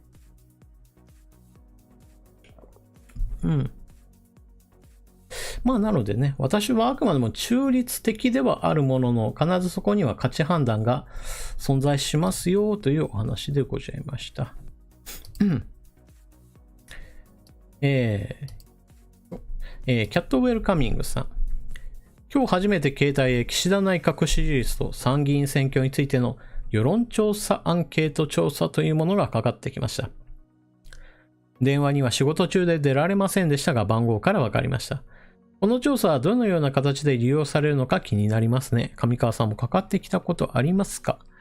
おもちパンダさんはパンダのスマホにもかかってきてびっくりしました。割と当たるんですね。何を聞かれたんでしょうか？割といろいろ聞かれました。最後に岸田政権を支持しますかで終わりました。答えは、ふにゃふにゃ。私は岸田政権を支持しますかと、自民党を支持しますかの2つでした。ということで、野山松さんも書かれておりますね。このように皆さんの、自分の体験談みたいなのも、ぜひとも書き込んでいってください。私自身はこうした世論調査アンケートの対象になったことはないんですよね。最近だと、固定電話プラス携帯電話の電話番号、こちらの方にランダム作成したものをかけまくって、回答者数が1000から1300ぐらいの溜まったら、それを持って世論調査終了っていう形で、統計データを出すという話になってるんですけれども、だからね、最近だと、携帯電話にもガンガンかかってくるっていう話は出ていますよね。だから1000人っていう話をすると当たらんだろうと思うんですけれども、実際には新聞社いくつかあって、プラスアルファテレビ局なんかもあって、4つか5つかそういう系統だってやっていることもあるので、5000人、6000人がかかってくるって思うと、誰かしら当たったとしても不思議じゃないかなぐらいな感じですよね。これに出るか出ないかはもちろん人それぞれですよ。そもそも日中にかかってきて私仕事してるのに何これ電話番号。気になってみてその電話番号をインターネットで検索かけてきたら、これはどこどこの、調査機関の世論調査ですっていうインターネット情報が出てきて、なるほど、この電話番号っていうのは世論調査してるんか、みたいな。結構あるみたいですね。一回は私も答えてみたいですよね。例えば質問が、これ答えを誘導してるんじゃないのっていうパターンなのか、それともものすごくそうした誘導を感じないものなのかっていうのちょっと気になりますよね。で、この誘導っていうのは、例えば選択肢がいくつかあった時にその最初に何が持ってこられるかとか、質問の中に条件付け、前提条件として何か入った後で、これどう思いますかみたいな形で聞かれるとかね。結構そういったテクニックとして答えを誘導するパターンっていうのもあるので、ちょっとそういうの気になりますよね。受けてみたいと思うけれども、こればっかりはかかってこないことにはわからないっていうところですよね。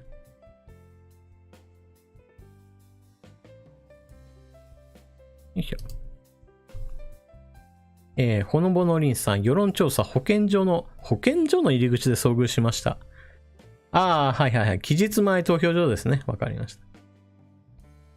期日前投票所だったら、世論調査じゃなくて出口調査でしょうかね。それはどちらかというと。あなたはどちらの党に投票されましたかみたいなパターンでしょうかね。それは私も受けたことあります。地元のっていうか、ここ最近だとどのくらいやってるかはわからないんですけど、選挙の時には、公民館とかに行って、その帰りになんか立っている人がいて、ちょっと、アンケート取らせてもらっていいですかみたいな感じで、いかにも、この人、アルバイトみたいな感じの人が、駆け寄ってくることありますからね。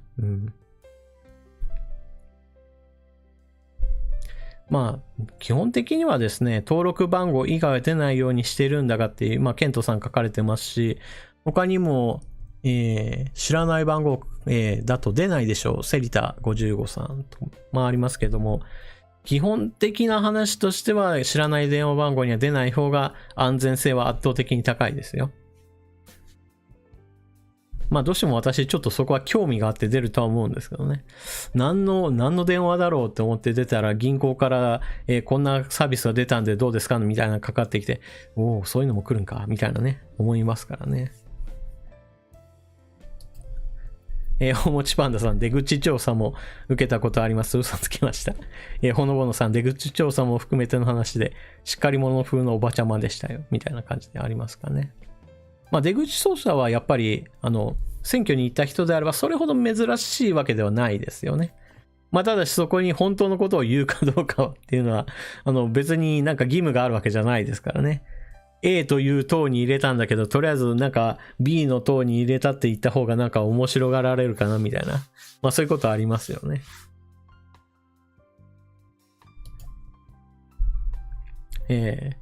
登録してない番号は繋がらない設定です。そういうのあるんですか。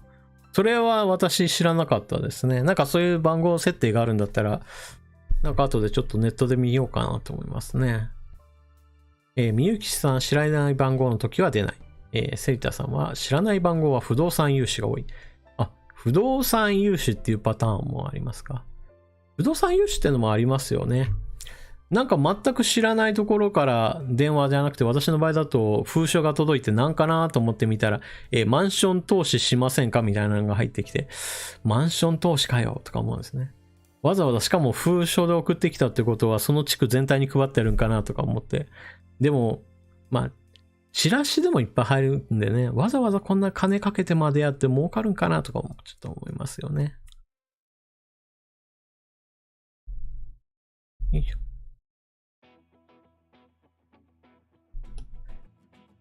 よいしょ、よいしょ。他には、HT さん。皆様おはようございます。おはようございます。為替相場について。良い円安、悪い円安論ありますが、日本がアメリカの圧力で円高になり、空洞化して結果、中華共産を潤わせませました。潤わせません。なんか、ちょっとぐにゃぐにゃになりますが。円安ドル高の放置が結局は日本のためになる可能性大だと感じます。いかがですか？おもちパンダさん。おはようございます。おもち個人的には円安大歓迎です。特にユーロ160円の時に買っちゃったクソユーロということで、かなり視野が入っている感じでございますね。あとはもっと安くならないと原発再稼働の話も出なそうなので、円軍になるかも。本来ならもう出てても良いんですが、ということですね。いわゆる円高、円安っていうことになると、やっぱり円安になると輸出企業が儲かりますよっていう話から、以前のイメージからすると円安に触れた方が日本にとっていいと思われる方もおられます。でも、円安になるっていうことっていうのは基本的には海外から物が入ってくるときには基本的に円が弱くなっているので、ダメージが蓄積しますよっていうことから、このプラスアルファ、プラスマイナスを統合した結果として、じゃあどっちの方がいいのっていうところですよね。で、現在のところで言うと、総合的に言えば円安っていうのがもう日本にとっては良い面は少なくなってきてます。昔であれば日本国内にいろんな製造業があっていろんなサービスを提供する側の会社があって海外に物を売るサービスを売るっていうのがあって、円高っていうのは円安っていうのが基本的には利益になったと。でも現在ではグローバル化って呼ばれるもので海外に、まず工場がどんどんと出ていってしまいましたと。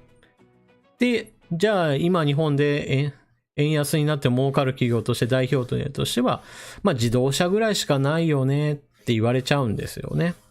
実際には半導体の製造装置みたいに日本で作って海外に輸出するものについても、当然円安になった方が売り上げは上がるんですけれども、じゃあ日本全体でってなった時に、どうしてもね、全体としては弱いんですよね。輸出するものが。今では輸入するエネルギー、穀物、その他雑貨品、様々なものっていうのが日本は輸入して成り立っている国になってしまっているので、円安になると今は悪い円安と呼ばれるものがちょっと目立つようになってきました。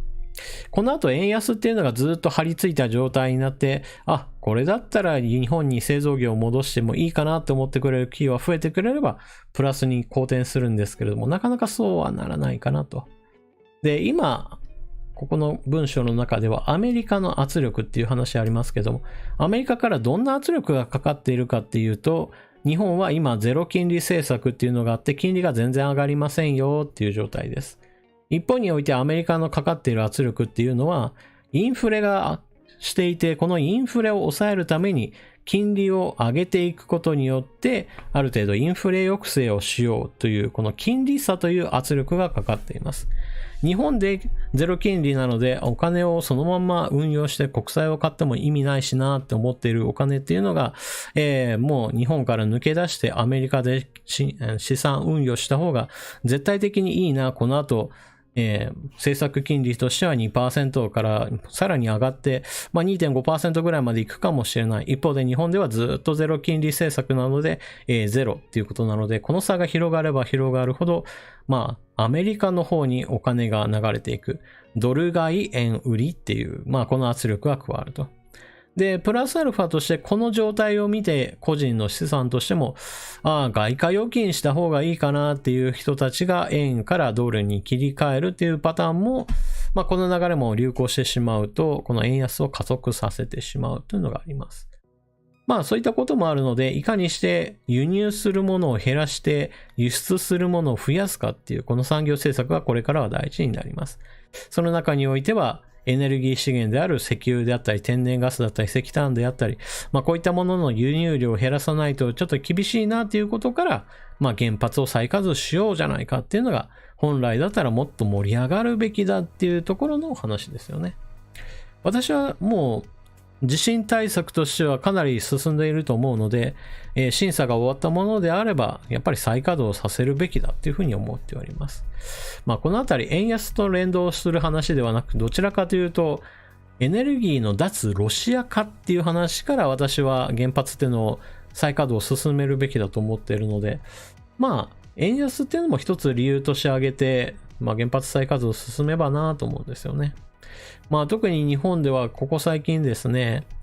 自然エネルギーのそのシェアっていうのが膨らむことによって電源の安定性が損なわれてもう大停電を起こしてしまうかもしれないっていうのを冬だったり夏だったりもうこの電気の需要が大きく変動する季節になるといつ発生してもおかしくないという話なのでやっぱりね電源のその底辺の部分基礎電源としてのやっぱり原発の価値を見直す時期っていうのが来てるんだと思いますね。このあたりの話としては一応記事を用意しておきましたが、もうこのあたり知りたい方はネットで調べてください。もう漫画で、今の円安どうしてこんなことになってるのみたいなのをやってるものもあれば、まあ普通に、ビジネス系の記事もあるし、そして政治的な面で言ってもこの円安を止めるか止めないか、そして円安放置しているのに問題あるじゃないかみたいな観点からの話なんかも出ております。本当にこの円安円高問題っていうのは、政治金融そしてエネルギー問題みたいな感じでいろんなところからいろんな視点での、解説が出ておりますので気になった方はぜひとも調べてみてください。で、政策金利の話で言うと円安が進んでいて円がめちゃくちゃ弱いじゃないか。ロシアのルーブルよりもってまあそういうふうに言われる方おられます。で、先ほども述べたように日本っていうのはデフレ経済下で、もうこんなん全然ダメだ。もうゼロ金利にして金ジャブジャブ出しましょうぜっていうことで、政策金利としては基本的にゼロ近辺でずっとべちゃーっと張り付いている状態です。一方で今ルーブルがどうなっているかっていうと、ロシアは政策金利が 20% ですよっていう形にして、まあ基本的にたっぷりお金出しますんでなんとかルーブルみんな、使ってくださいよってまあアピールしてる状態なんですね。まあこの状態のロシアと日本の状態を比べてまあフェアじゃないなとは思うんですけどね。ロシアの場合だとこの政策金利っていうのもありますけれども、ルーブルの価格っていうのをある程度自分たちの目標値っていうのを定めて積極的な介入してるんじゃないかって言われているんですよね。まあかなり人為的な面で力が働いていると思うので、円との比較で、まあ単純にルーブルめちゃくちゃ回復してるじゃないか、円がボロボロ負けてるよっていう評価はちょっとまずいんじゃないかなと思いますね。あと今日は取り上げてませんですが、コミュニティの中で書かれておりました、カルロス・ゴーン被告に国際逮捕状発行というものが流れております。まあすっかり過去の人になったわけですけれども、この人が日本で、不正にお金をいろんなところで使って儲けて懐に入れてたんじゃないのっていうところについては、やっぱりちゃんとした裁判を受けるべきだったのになって思いますけれどね。よいしょ。その他取り上げておりませんが、未だに中国では、上海がロックダウン状態が続いておりまして、もうむちゃくちゃなことになっております。で、日本においてもですね、じゃあ中国ほどいい状態かっていうとそうではなくてですね、こちらは昨日のニュースですけれども、岸田総理が新型コロナに対して、5類への変更は現実的ではない。変異可能性や知事権限の制限理由にということで、日本においても新型コロナ対応っていうのが、まあ、中国ほどひどくはないにしても、未だにまだまだきつく締めたまんまでいきますよっていう、まだやるのっていうのを結構思うんですけどね。私の場合だと、まず新型コロナに対するワクチンというのが受けたい人はもうみんな受けれる状態になりましたよ。プラスアルファ治療薬についてももう一般的に流通しましたよっていう段階で、そこまできつく規制をかける理由がなくなったと思ってます。なので、この政治的な動きとしてまだまだ規制はかけたまんまにしますよっていうのは、私から見た場合、完全にこれは選挙対策だなとしかちょっと見えないんですよね。新型コロナっていうのはどうしても高齢者の人たちにとって一番の、脅威となる注目されている病気っていうこともあって、で、選挙の時っていうのはどうしてもこの高齢者の人たちが選挙投票に来ますから、この人たちに対してアピールとして、私たちはこんなに気を使っているんですよ。どうぞ自民党を支持してください。的なことを言いたいのかなっていうところですよね。でも実際問題、もうそこまできつく規制をかけると、日本経済このまま大丈夫なのっていう方がどんどんでかくなると私は思っているので、これは明らかに失敗の政策だと私は思っています。もう海外においてはどんどんともう規制を解除している状態で、アメリカが例えばさっき言ったように金利をどんどんと上げている背景には、アメリカの経済が好調で物価も上がってますよっていうのが反映されて、これを抑えるために金利上げないといけないなっていう、そうした経済活動が全開になっているよっていうのが背景にあるんですよね。一方で日本においては新型コロナまだまだ規制かけますよって言っていて、まだ規制かけるの？そして日本経済っていうのがフルパワーになれない状態でこのまま選挙に突入する。こうした悪い状態っていうのが長引けば長引くほど、この後の経済的なダメージが他の国よりも明らかに長期化してしまうと。もちろん中国ほどではないんですけれどもっていうの、その比較対象として中国のロックダウンみたいなのを比べて、日本もひどいよねって、この比較論、日本にとってはちょっと、とても良い状態ではないんですよね。岸田政権、このあたり中国と比較されている状態っていうのをやっぱり意識してほしいですよね。中国はゼロコロナ政策の続けるって言ってるところから無理やりロックダウンしてますけど、じゃあ日本はどうかっていうと、未だに厳しい規制かけますよっていうんだよね。ここはね、もう明らかにワクチンも普及したし、飲み薬、治療薬についてももう潤沢に回るようになったんだから、海外基準に合わせて、もうみんな来てくださいね、旅行もしてくださいね、日本国内においてももうマスクなんかはそれぞれの方が気になった方がつけるだけでいいですよぐらいで、私はもう十分いいと思うんですけどね。このあたり岸田政権に対する不信感というのはどんどんと溜まるところでございます。あとは取り上げてない記事はどれかなある程度話はできたかな。そうそう、最後になりましたが、今回のウクライナ情勢でウクライナのアスリートの人たちも多くが戦場に行くことになりましたし、戦場に出ない現役の選手について言っても、自分たちがなんとかある程度の資材を投じてウクライナ頑張れっていう活動をされている方たちもたくさんいます。その中の一人が、東京オリンピックで空手に出ていた方、こちら銅メダルを手にしたスタニスラフ・ホルナ選手という方が、こちらの方がメダルをオークションに出しました。で、オークションに出したんですけれども、その買い手というのが、日本の方でしたよ。で、その日本の方がメダルを落札したんですけれども、もしも今回の件、ウクライナにおける戦争っていうのが収まった後においては、できればあなたに返そうかなっていう話をしておるんですね。だからこのお金っていうのは純粋に言えば、選手を通してウクライナ支援になるんだけれども、このメダルっていうのは、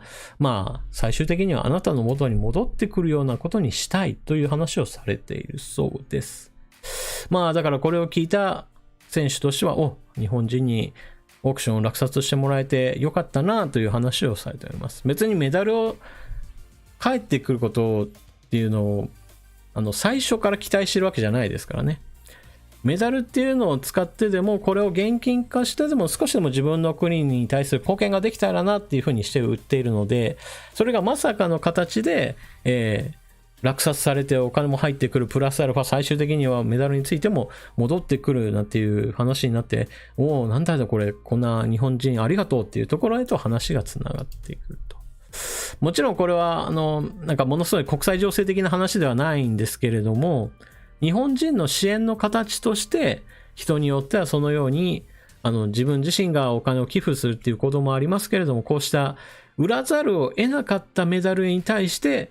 私が買い取ってあなたにぜひともお返ししたいというふうな、そんなやり方もありますよという話ですね。おそらくはですね、このような話っていうのはきっと他にもあるんだと思いますけれども、大々的にニュースとして取り上げられることがなかなかないので、私たちが気づかないところでそうした活動されている方おられると思いますね。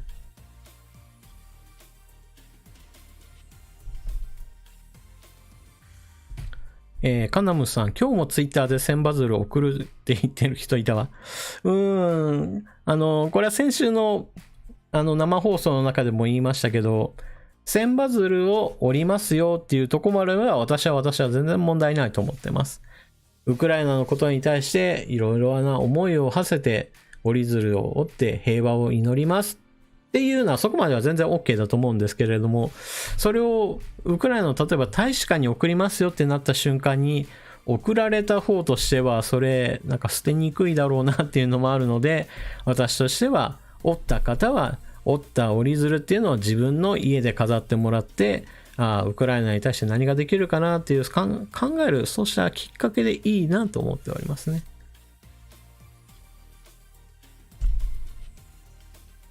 パープルさん、選手の髪が気になるっていうそんなこともありますかね。というわけで、このニュースとしてはこんな感じかな。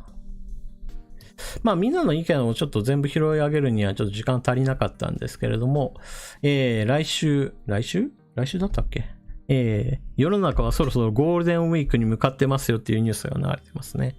私の場合だとこの曜日や祝日の感覚っていうのがもうすっかりなくなってしまったので、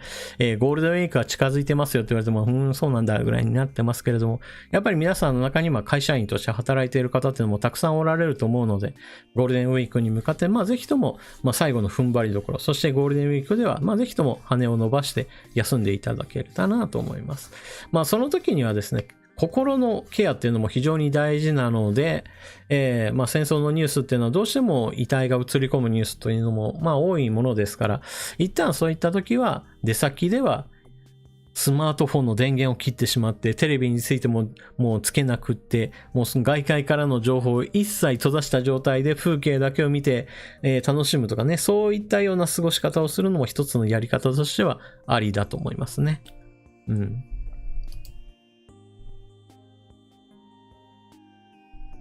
というわけで、2022年4月23日の生放送については、この辺りでお開きといたそうと思います。なかなか日本語変なところはありますけど、あんまり気にしないでください。カノムさん、チャフみたく敵の頭上にばらまいて、目くらましに使えるかも。なんか漫画みたいな展開ですね。というわけで、今週についてはここまでといたしましょう。で、来週もやはり今の時間っていうのを、定例会みたいな感じでやろうと思っておりますので、今週途中からまでしか見れなかったよっていう方も、ぜひともアーカイブ動画で見たり、もしくは来週の生放送もぜひご覧いただければなと思っております。というわけで、2022年4月23日わかるニュース解説上川かおるのライブ放送はここまでといたします。最後までご視聴いただきありがとうございました。そして、次回は動画の方でお目にかかりましょう。おやすみなさい。またね。